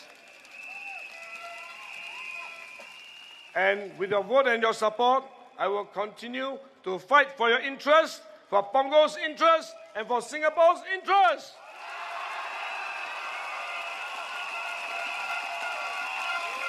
For as long as I'm here, I will serve with all that I have. I hope to win your trust. Please give my team and I the opportunity to work for you and to work with you. Together, we can build a caring, inclusive, and vibrant Pongo. Vote for me and my team. Vote for PAP. Thank you.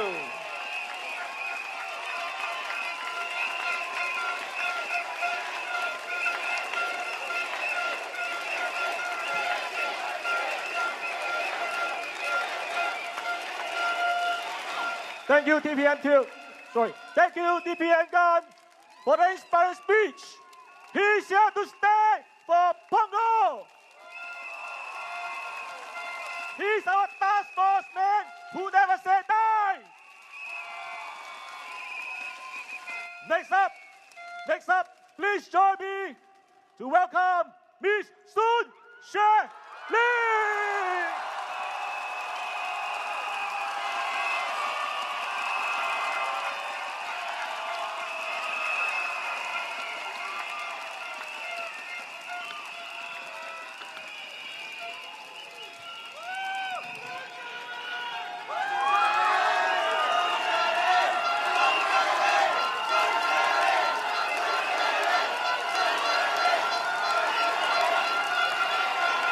My dear residents, my dear children, thank you for joining me for tonight's rally.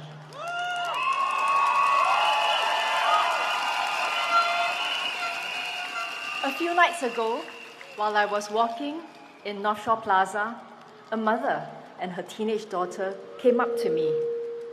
They said they do not live here. They have traveled here far from where they live in the West to come and see me. They would like to take a picture with me, they said. I happily obliged. I asked the young lady how she was. When she heard that, her face crumpled and tears started rolling down her face. She said, I read your Facebook post, Miss Soon, about how you were bullied in school, and I needed to come and see you. Oh, my darling girl, I said to her, I see you. She burst out into more tears. I put my arms around her. We took a picture together, tears rolling down both our faces. I don't know how this young lady had suffered. She said she would write to me, but pain sometimes transcends words. And when kindred spirits meet, sometimes words are not needed. In the midst of COVID-19, I had started a project with a group of youth. It was called Project It Will Be All Right. Amidst the fear and the uncertainty of COVID-19, we rallied youths together to share their mental well-being challenges. A total of 200 entries were received, and we compared notes on where and how to seek help.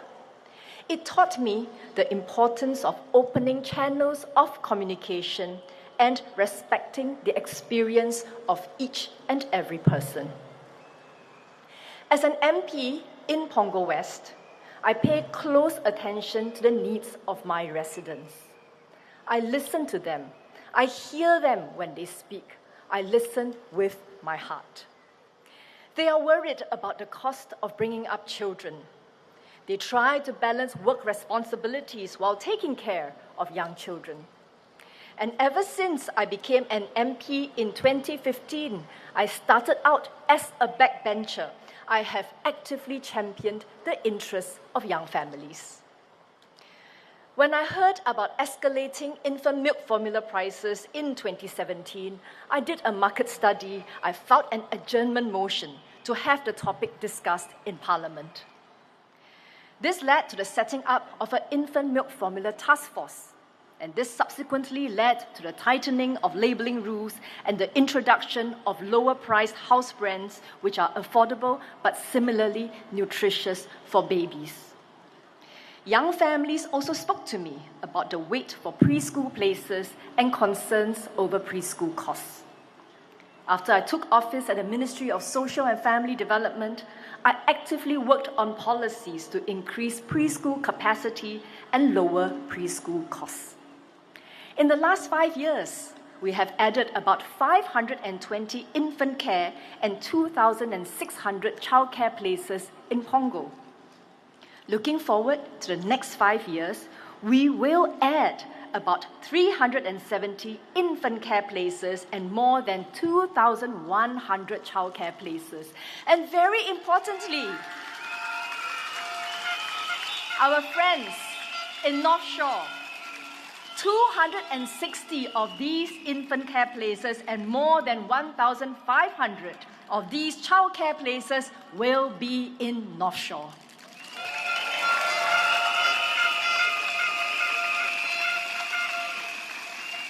I have also announced repeated fee decreases in childcare fees in the past few years. I know more will need to be done to address the needs of young families. In December 2024, I launched a child-minding pilot for infants, and at the same time, we put in place extended paternity leave and shared parental leave for young families starting April 2025. Taken together, these policies are meant to provide more help for young parents with an infant. Recently, DPM Gan has shared that he intends to appoint me as the Town Council Chairman to look after Punggol GRC should he have the residents' support. He has shared his views about why he thinks I'm suited for the job. My dear residents, when I first came to Punggol West, I had a challenging task.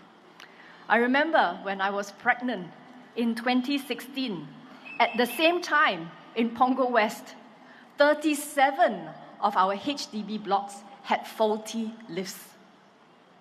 The lifts kept breaking down.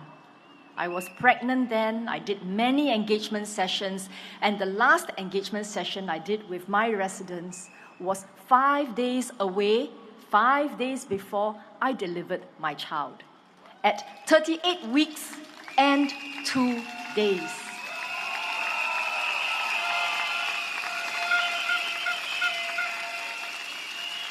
I like to think that the delivery of my child was particularly quick and smooth because I had to climb many stairs since the lifts were not working. Of course, all that sounds quite funny only on hindsight. Initially, we thought the lifts were breaking down because of the amount of renovation and moving that was happening in the new blocks. But subsequently, after I raised it repeatedly with the Ministry of National Development and we had several meetings together with the lift contractor, did we realize that there were design and programming issues with the lifts. Suffice to say, the foreign lift contractor was blacklisted for 2 years. And as a small country, we realized we needed more lift technicians. And that was one of the reasons that led to a progressive wage model being structured for lift technicians. So, my dear residents, what I want to say to you is that I hear you, I see you, I listen to you when you share your feedback with me. I do not just raise questions in Parliament. As a political office holder, it is my responsibility to present solutions. And this is what I do with the civil service and with stakeholders. So you are safe with us.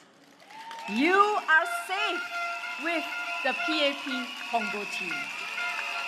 We will not only listen to you, we will speak up for you, but also take action to create a better life for you.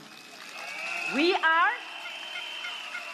a party of action. We are the People's Action Party.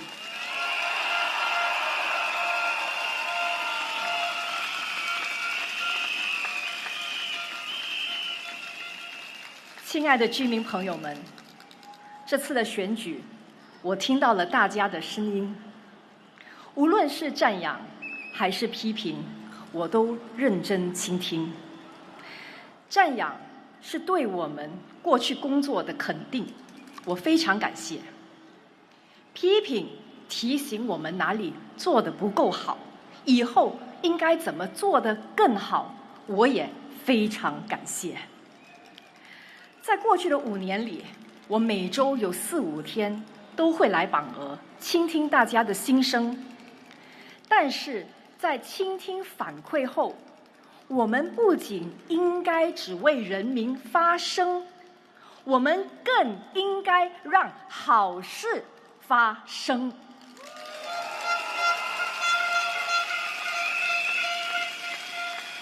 这5年里，我挨家挨户做了157次家访，了解居民的反馈，还做了27次的社区巡视，解决一些社区的问题。我还会另外找时间去探访特别有需要的家庭。我还会通过接见选民活动以及电子邮件的方式，每月处理几百位居民的生活难题。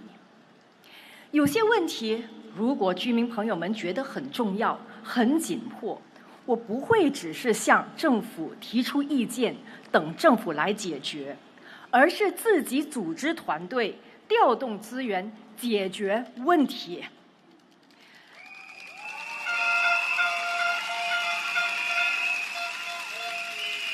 例如，在冠病疫情期间，如果大家还记得，当时口罩非常短缺，不仅是新加坡短缺，全世界都短缺。当时有的年轻家庭向我反馈，市场上没有儿童口罩。我于是就找到了一位会缝纫的居民，开始在家里自己缝制口罩。第一批我们做出了300个口罩，很快就送完了。孩子们也特别喜欢口罩上的图案。之后，我把这个爱心缝制口罩的活动推广到全国，组织居民们一起动手，一共自制了50多万个可以循环使用的口罩，免费送给了很多有需要的社群。这些事情不是政府让我们做的，而是看到居民有需要的时候，我们就立刻行动起来，尽最大努力解决问题。我知道大家都很关注生活成本的问题，同样，我没有只是向政府提意见，等着政府解决。这些年，我做了很多事情。在2019年，我向国会反映婴儿奶粉价格过高，并促成了超市引进更多价格合理、营养同样好的婴儿奶粉。在2019年，我看到我们的育儿中心不足，于是我推动政府增加育儿中心。这5年来，榜鹅已经增加了520个婴儿托育名额，以及2600个幼儿托育名额。同时，我还屡次降低育儿中心的学费。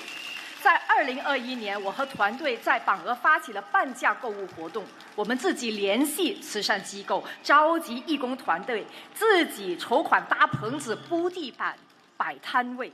现在我们的社区每2个月都有半价购物活动，每次让500名居民受益。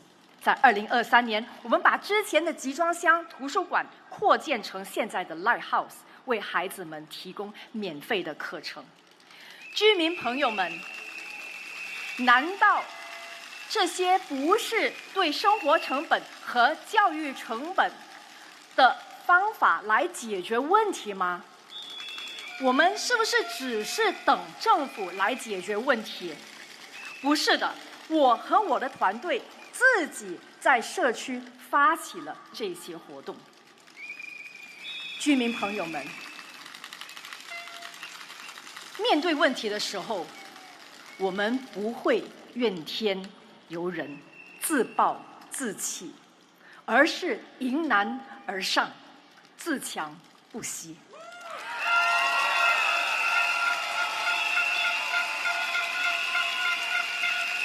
榜鹅的居民朋友们，有时我也会和你一样，有时我也会觉得生活中有的地方不够完美，有时候我也想抱怨，但是我会提醒自己，抱怨无法解决问题，一时的冲动可能会导致问题更糟。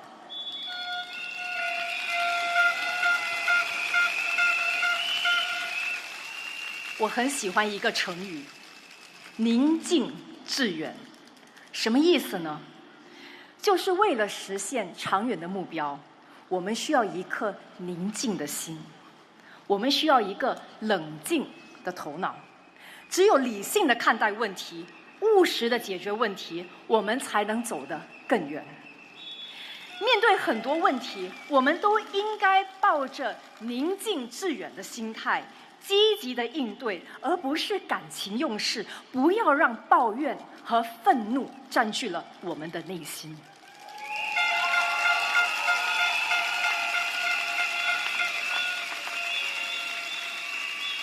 榜鹅的居民朋友们，我了解新兴的榜鹅社区还有很多不完美的地方，您的声音我听到了，副总理听到了，我们的团队都听到了。榜鹅的居民朋友们，我可以向大家保证，既然我来到了榜鹅集选区，我愿意为榜鹅的每一位居民分忧解难。我不仅只为人民发声，也会让好事发生。请选择人民行动党，榜鹅的未来一定会更有希望。谢谢大家。谢谢孙雪玲部长给我们带来美好的憧憬，榜鹅一定会更好。Now, let's listen, follow the heart, be clear to welcome Prime Minister Mr. Lawrence Wong.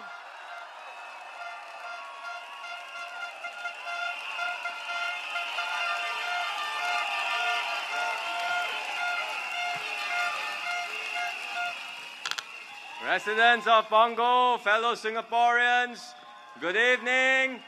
Salam sejahtera. Malay vanakkam. 大家晚上好。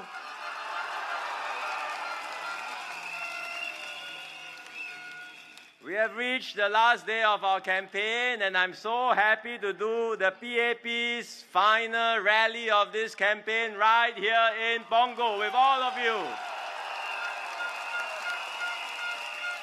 And with our PAP team for Pongo.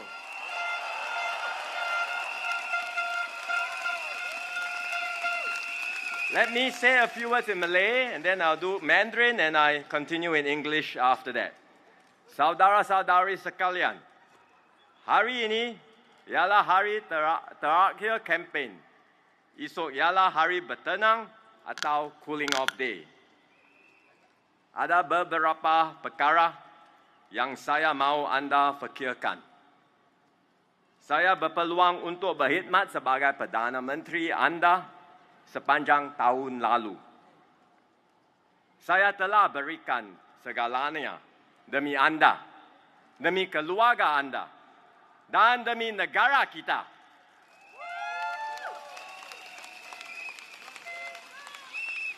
Saya juga telah berusaha keras untuk menangani isu-isu yang dekat pada diri anda, seperti kos sara hidup, penjagaan, kesihatan, dan banyak lagi. Dan kami ada rancangan untuk melakukan lebih banyak lagi. Tetapi yang paling saya hargai ialah saat-saat yang telah kita kongsi bersama sepanjang tahun ini, melawat anda di kawasan kejiranan anda, berbincang dan mendengar pandangan anda semasa sesi dialog dan sesi town hall.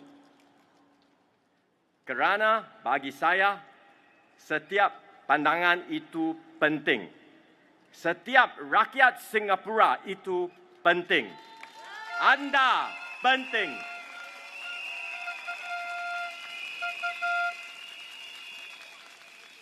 Saya baru sahaja memulakan tugas ini. Saya dan pasukan saya berharap kami dapat lakukan lebih banyak lagi bersama-sama anda semua. Maka itu saya mohon agar anda memberi peluang kepada saya dan pasukan saya untuk berusaha sebaik mungkin untuk anda.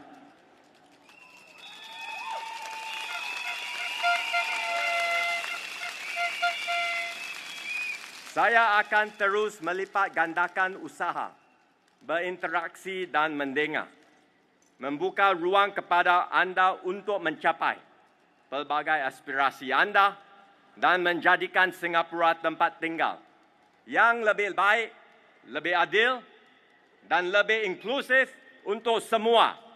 Undilah PAP!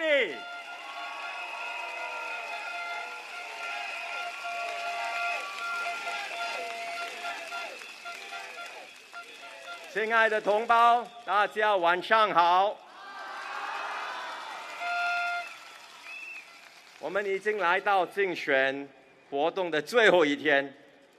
过去9天，人民行动党候选人走到新加坡每个角落，我们日夜不停，挨家挨户的拜访居民，在大街小巷与你见面。我们尊重每一个新加坡人。 要为全体人民服务。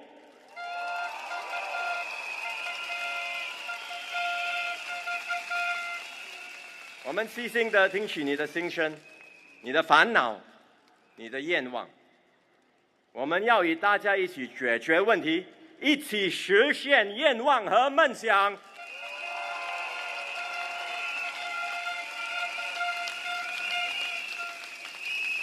明天是冷静日，我预请大家冷静的思考，细心的分析，小心的决定，2天后做出的你的选择。今晚我要说一说我的想法，让大家参考。这1年来，我非常荣幸能够担任总理，为人民效劳。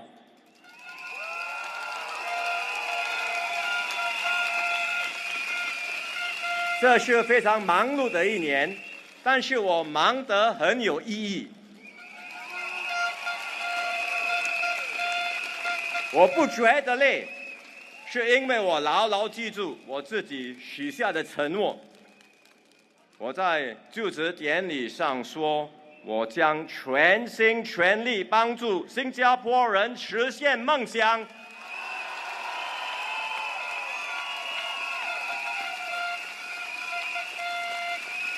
过去1年，我每天在想的，每天在做的，都是要让大家梦想成真。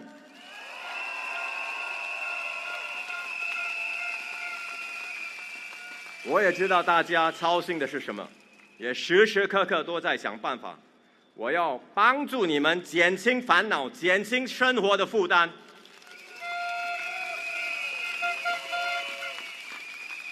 我知道自己责任重大，也决心尽自己最大的努力，照顾每一位新加坡人，每一个家庭。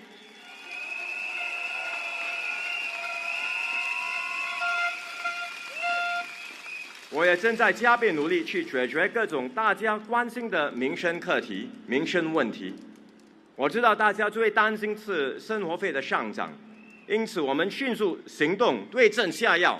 提供了各种各样的帮助，更多的措施还在前头，将在未来几个月陆续推出。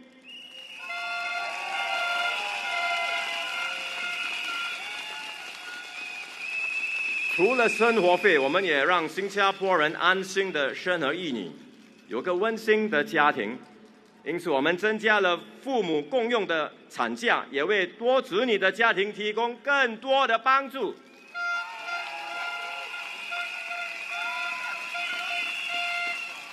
在孩子教育方面，我们不断改善制度，减少孩子的压力，也减少父母亲的压力，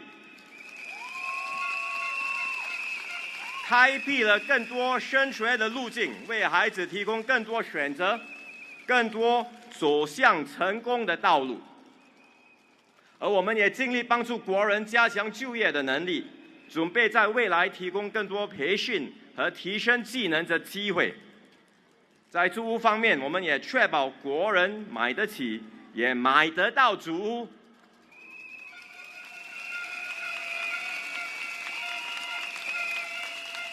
我们也已经加速建造 BTO 主屋，并且采用了新的主屋分类制。近年来，在帮助人民方面，我们做了很多。但是肯定还做得不多，还能够做得不够，所以在未来我们一定会做得更多更好。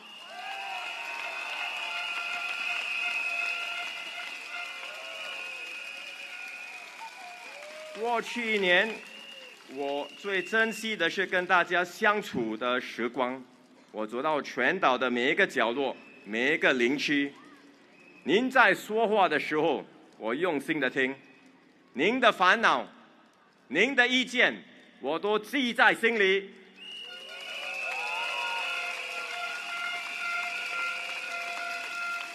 对我来说，每一个新生，每一位新加坡人都同样重要。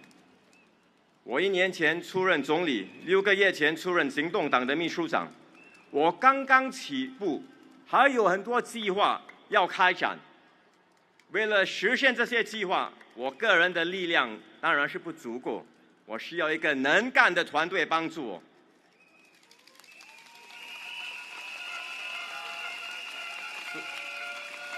所以今晚我恳请新加坡人给我和我的团队一个机会，一个为你们全力以赴的机会。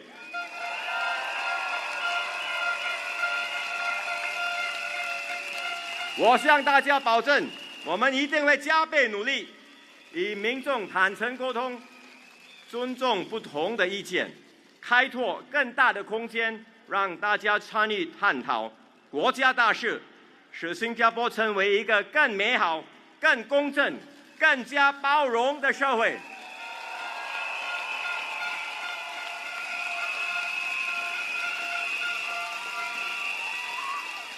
我恳请大家支持我，支持我的团队，以你为伴，勇往向前。请投票支持人民行动党。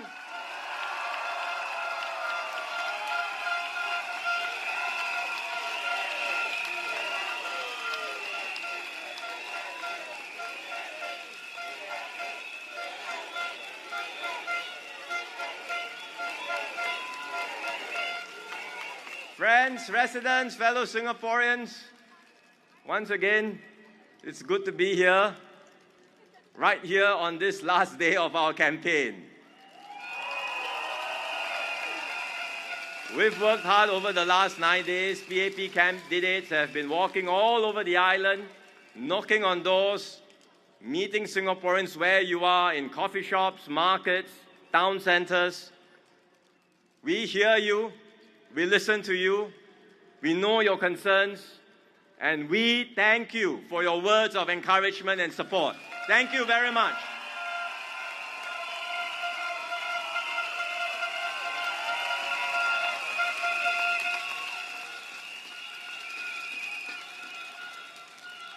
I want to first give a shout out to our PAP team in Punggol.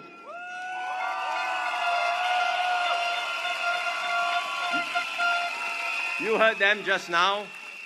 They are led by Gan Kim Yong, Singapore's task force man.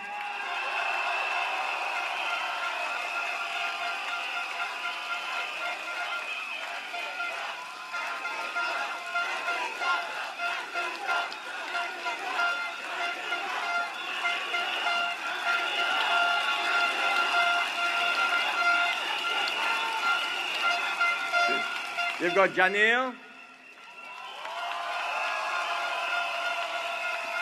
Shuling, who's going to be your new town council chairman if elected.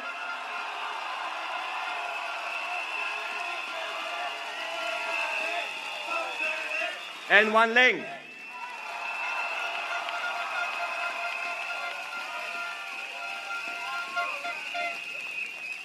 The three of them have been here for some time, so you are familiar with them. You know them. You have grown up with them. Your children have grown up with them for some time. So you are in steady and experienced hands. This is a strong team who will take good care of you in Punggol. Please support the PAP team.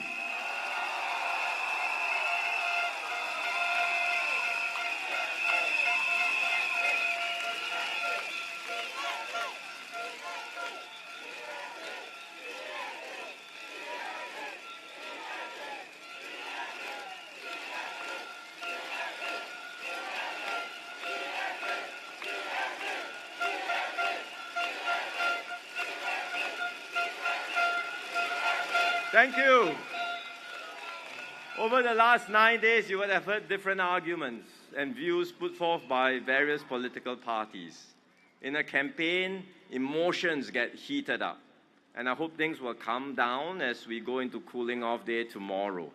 Then we can all take a step back from the heat of the elections and consider what really matters.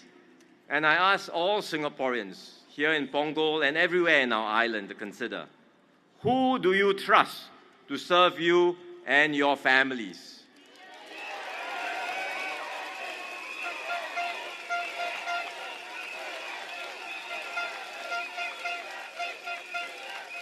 The party matters, the people you choose matter.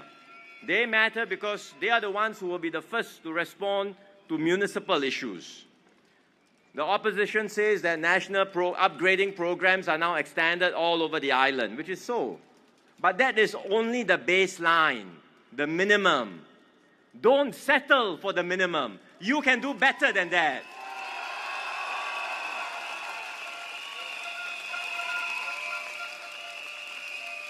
A good team and a good team led by the PAP can make a difference.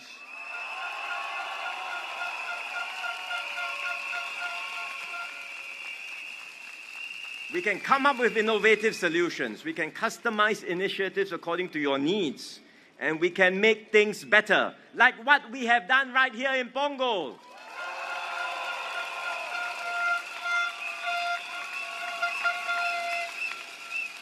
You look at all you have here now in Punggol today. Yes, some of it was due to national planning and national programs, but it's not only that. It's because successive generations of PAP teams have carefully tended to your needs and worked hard to make this a better home for everyone. And this work had started even before some of you moved here. So I hope Punggol residents in this coming election and on Saturday will consider carefully. You know the PAP team well.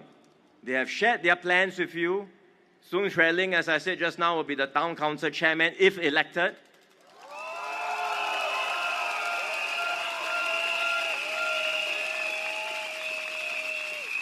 As you know, she is a first-rate organizer, a mobilizer who can connect well with you and will understand your needs. I'm sure she will be an excellent town council chair.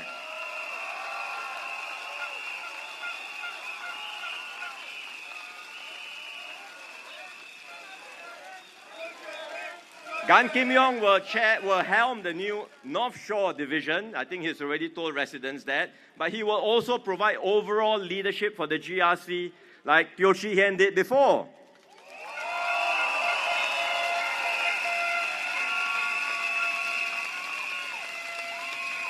Chee Hian is here.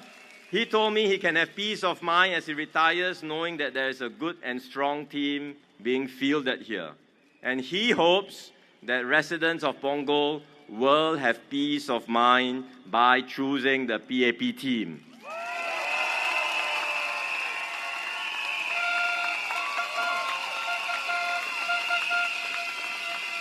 So I hope all residents will give yourselves and your families peace of mind.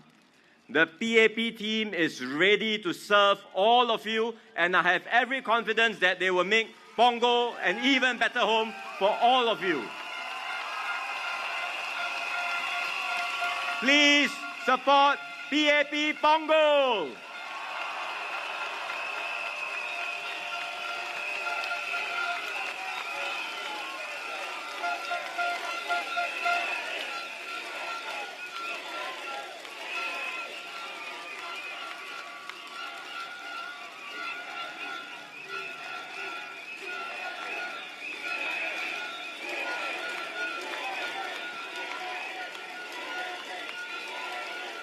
Thank you. Besides serving in your constituency, the people you select will also serve as leaders. It's not just to represent you in your constituency, but they will also serve as leaders in parliament and in government. And here, residents have to choose carefully. then I know there is some tension in the minds of some Singaporeans. Because on the one hand, some Singaporeans say they would like to have more alternative voices in Parliament to serve as a check and balance on the PAP. Yeah, now I understand why some people would feel that way, but in fact, you can be assured that there will be alternative voices in Parliament.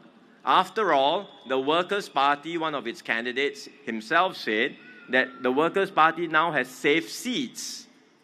So with their safe seats, there will be Workers' Party presence in Parliament. Furthermore, in this election, we have multiple hotly contested seats, GRCs and singles. Not just here in Punggol, but in other places too, in other parts of Singapore. Some may well make a breakthrough, I don't know, but if they do, they will add to the opposition presence in the next Parliament. So that's for those who think that they would like to have more alternative voices in Parliament. On the other hand, the GRCs are helmed by experienced ministers, and they include new PAP candidates who could be your future leaders. Why is this important? Let me explain. If you look at my team today already, 4 experienced members, I'm talking about the senior ministers, have stepped down already. One is Taman, President Taman, he stepped down earlier in the term, and now Teo Chee Hian, Heng Swee Kiat, Ng Eng Hen. There are others, of course, but I'm talking about the more experienced and senior ministers. That's 4.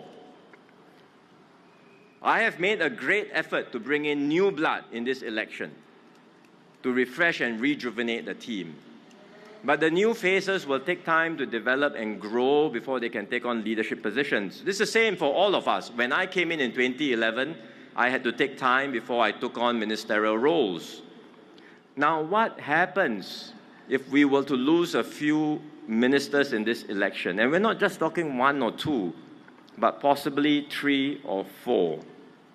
Remember, I said 4 had already stepped down. If I lose another 4 in this election, that's 8 ministers. The opposition says, don't worry. The Workers' Party team can do the same job at a cheaper price.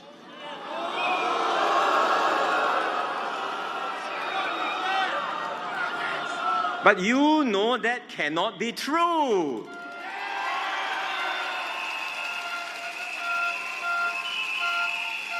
The minister would have accrued years of policy-making experience, ground engagements, as well as building personal relationships with foreign counterparts. Relationships that take time to build, trust that takes time to forge.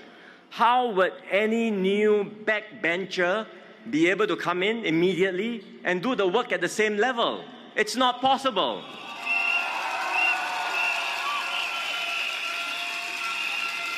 Or you think about team sports like football. In football, if the members of the starting 11, your first 11, if some key members are unable to play, what happens? Well, the coach says, never mind, I've got some backups, I've got substitutes. Yes, you have substitutes. You may even have a super sub. But remember, I said 4 already stepped down. Another 4, if we were to lose another 4, that's 8 people. How many substitutes can you have? And everyone knows that even if you have substitutes, even if you have good substitutes, the team cannot function at the same level. It's true in football, it's the same in any organization, and it will be the same for my team.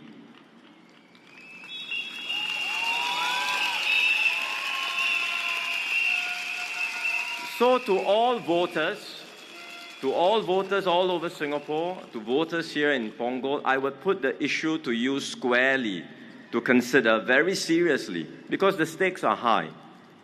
If you vote for the opposition, sure, you will get more alternative voices in Parliament. But you will also weaken me and my team. You will weaken our ability to serve you. Ultimately, you will weaken ourselves, Singaporeans, at a time when Singapore is facing a very serious and growing challenge. But if you vote for the PAP,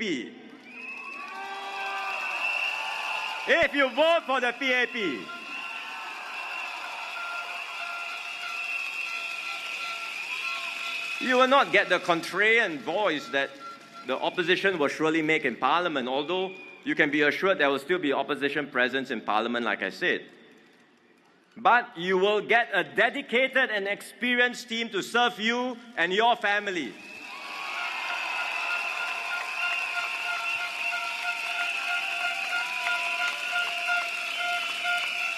This team will speak up for you in Parliament. They will represent you. And importantly, you will have capable leaders in government who will help steer Singapore safely through this storm and take our country forward.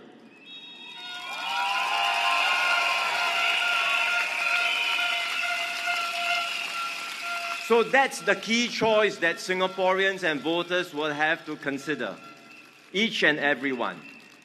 I know it's not an easy decision to make, but that's your privilege as a citizen of Singapore.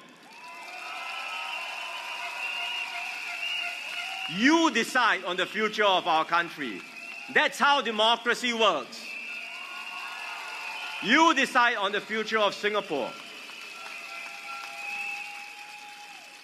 Some of you may ask, how should I consider? What will my considerations be based on? How will I decide? Everyone will have their own perspectives and views. I would suggest you consider carefully the character of the individuals you choose.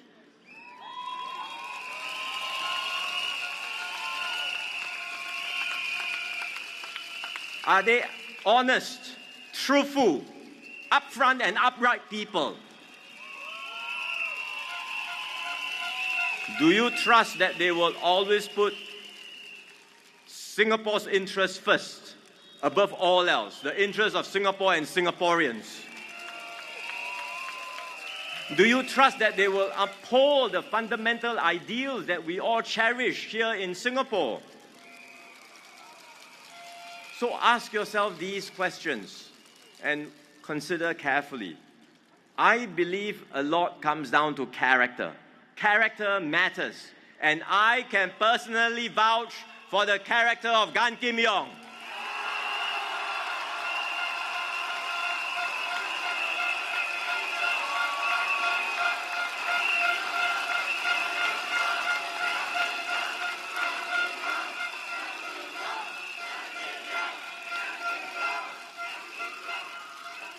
Here is a person who has served Singapore all his life. He's a servant leader, steady, sincere, with a heart for our people. And now with a heart for all of you in Punggol.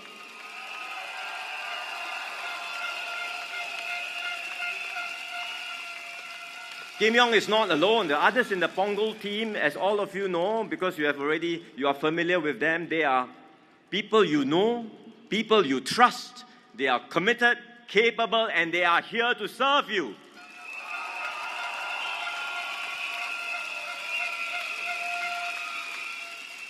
So look at the individuals carefully, consider their character, and I say to all voters in Punggol, please give our PAP team your full support.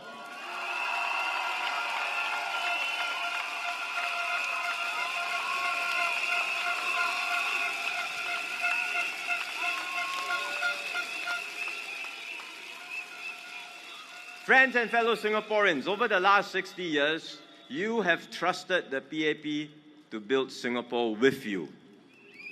The PAP has walked this journey with you all this while. The opposition parties say they don't want to form the government.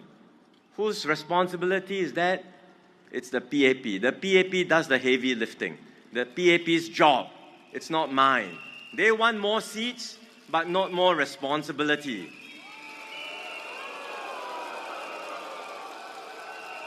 But the PAP has carried this responsibility, and we have walked this journey together with all of you these last 60 years and more.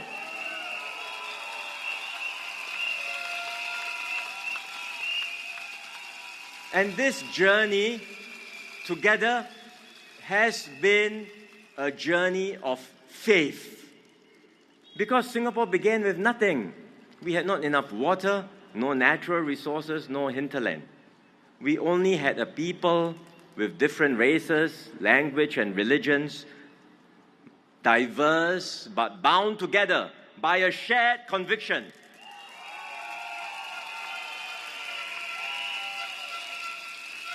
A conviction that we could build something together, that we could build something better if we did it together.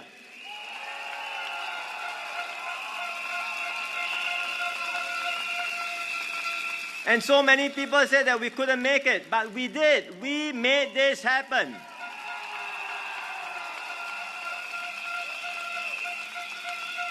In one generation, we went from mudflats to metropolis. From struggling for survival to standing tall in the world.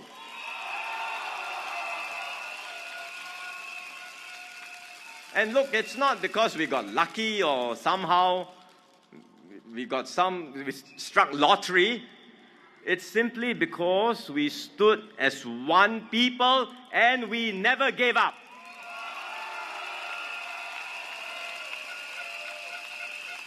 We dare to dream big and we work hard to make our dreams come true.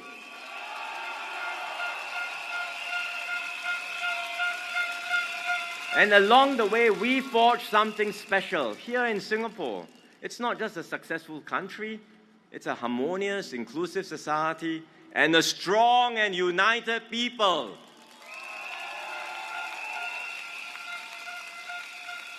That's the Singapore spirit. That is what got us here.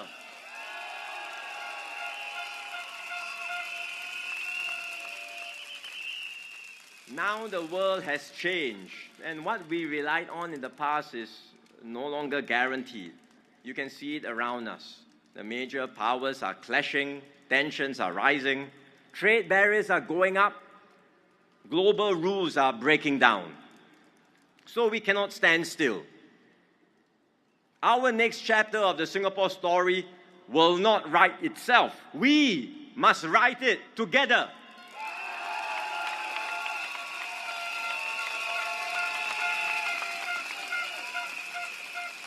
And that's why I stepped forward to serve as your Prime Minister.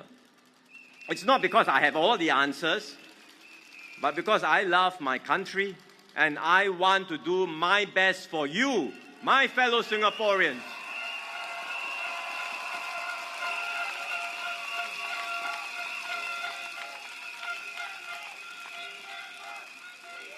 I believe that our best chapters lie ahead of us. And if we have the courage to renew ourselves, the humility to listen, and the strength to stay united, we will prevail and we will forge a brighter future.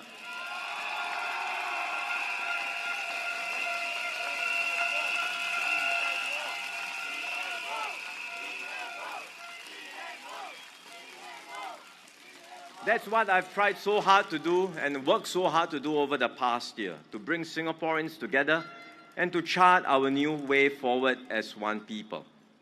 I've visited you in your neighborhoods. I've engaged our diverse communities, different ethnic groups, communities young and old. I've listened and heard from you in dialogues and in town halls. Because to me, every voice matters. Every Singaporean matters. You matter.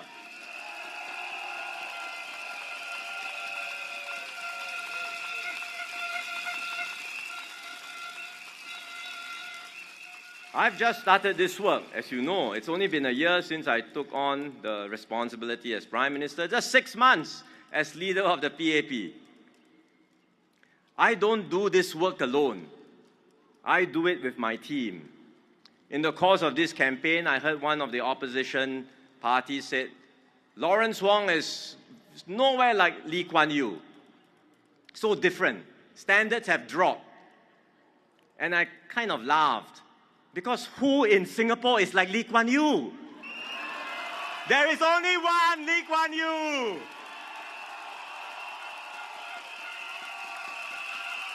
No other. I don't compare myself to him. I am my own person. But remember, even Mr. Lee Kuan Yew had a team to work with. And so too will I. I need a team to work with all of you, to work for you, and to take Singapore forward.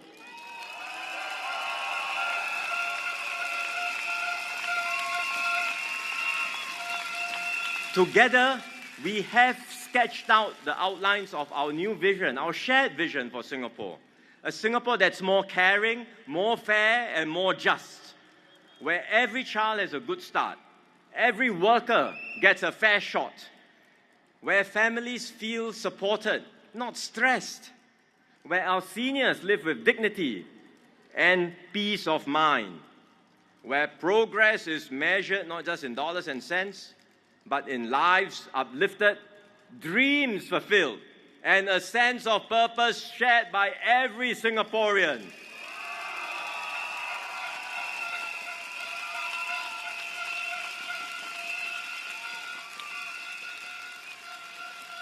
These are not just words.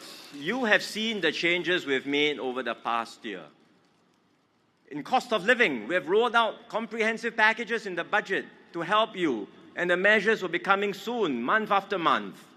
In education, we have reformed, we have made changes to reduce examination stress, pressure, unnecessary competition, and to focus on what matters. And we will continue to do so. In housing, we have ramped up the supply. Because of COVID disruptions, we have now caught up with demand, and in time to come, we will be able to stabilize the market and ensure everyone can get even more affordable housing.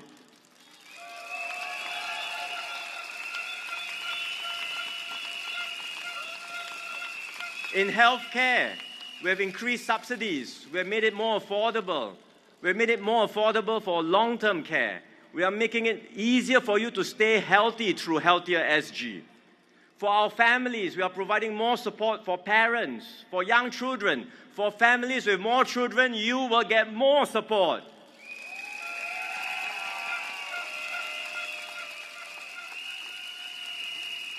So these are concrete changes we have made. But with your trust and with your support, we can go further.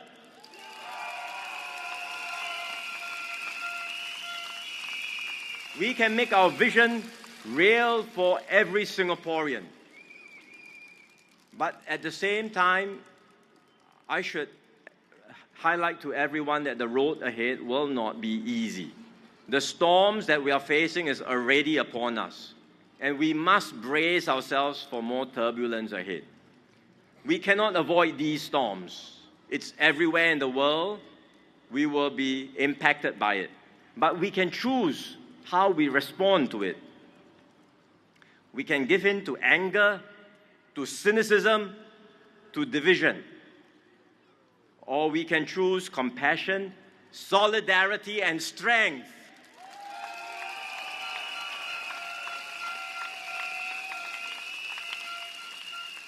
We can choose to tear down, as some in the opposition might want to do. Or we can choose to build up.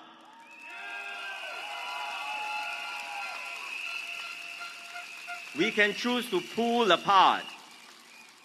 Or we can choose to pull together. And Singaporeans would have heard the campaigns, the speeches, you have read the manifestos of all the different parties. You know what different parties offer, but I say to you, what the PAP offers is very clear. We choose to build. We choose to pull together. We choose to unite Singapore.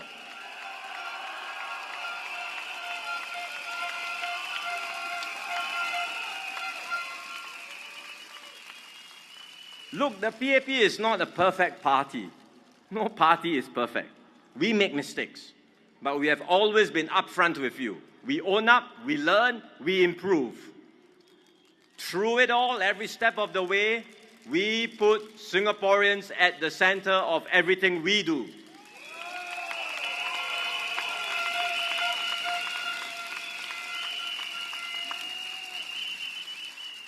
We don't just take the easy road. We don't just offer sweet and easy promises.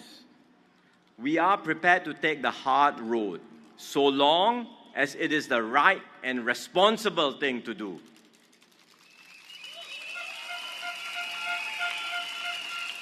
We don't promise that we can solve every problem. Some things will be very complex and may take time. But you will have our word that we will always walk with you, fight for you, and we will never give up on you.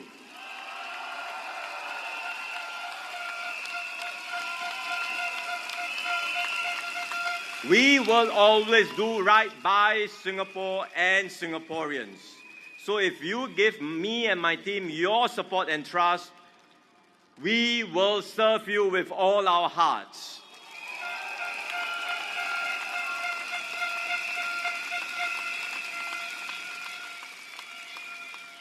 Friends and fellow Singaporeans, this election is not just about who wins more seats.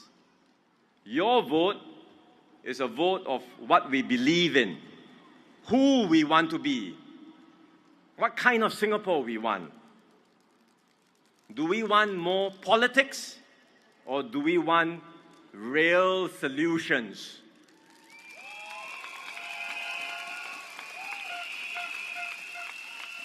Do we want a country where everything is turned into a fight, divided by anger?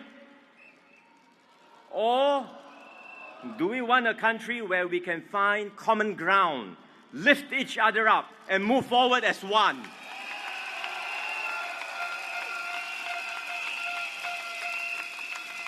I say, let's choose unity over division.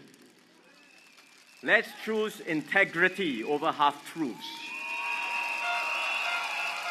Let's choose action over posturing. Let's choose Singapore and build our future together.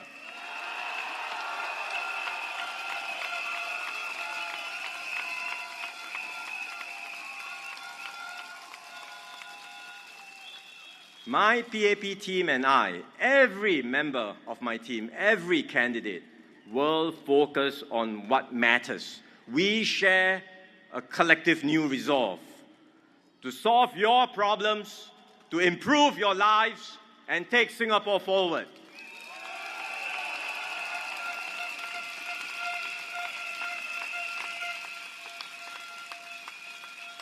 So this Saturday, I ask all Singaporeans, you have heard from all the different parties, calm down, consider your options, and if in your heart of hearts, if you truly believe that the PAP is still the best party for Singapore in these uncertain times,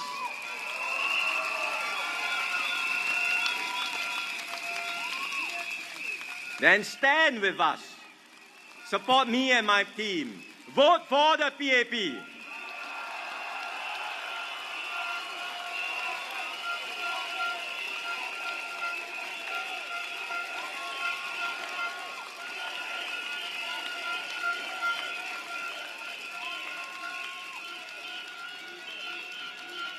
Your vote matters. Wherever you are, whichever constituency you live in, never take anything for granted. Voting is a privilege for Singaporeans. Your vote matters and will decide the future of our country. So please give me and my team a chance to do our best for you.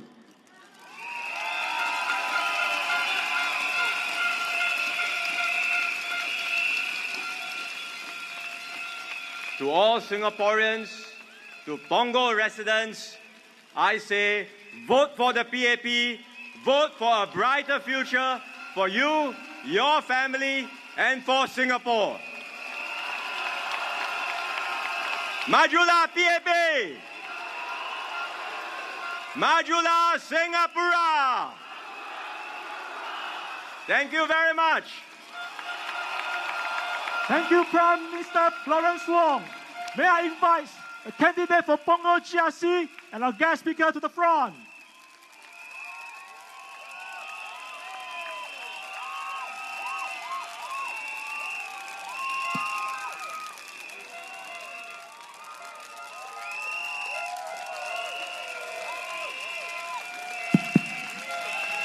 Friends and residents of Pongo, join us in the 3 cheers. Follow me. Majulah PAP.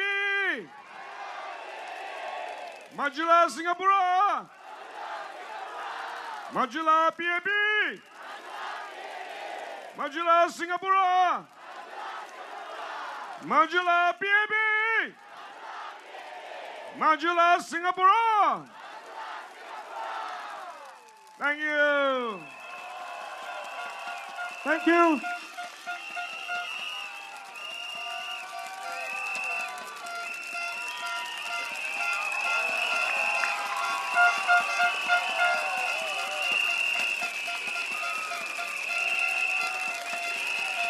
Thank you, Prime Minister. Thank you, DPM Gan. Thank you, candidates. Our guest speaker. Thank you, PAP. Thank you, everybody. Thank you, Pongo.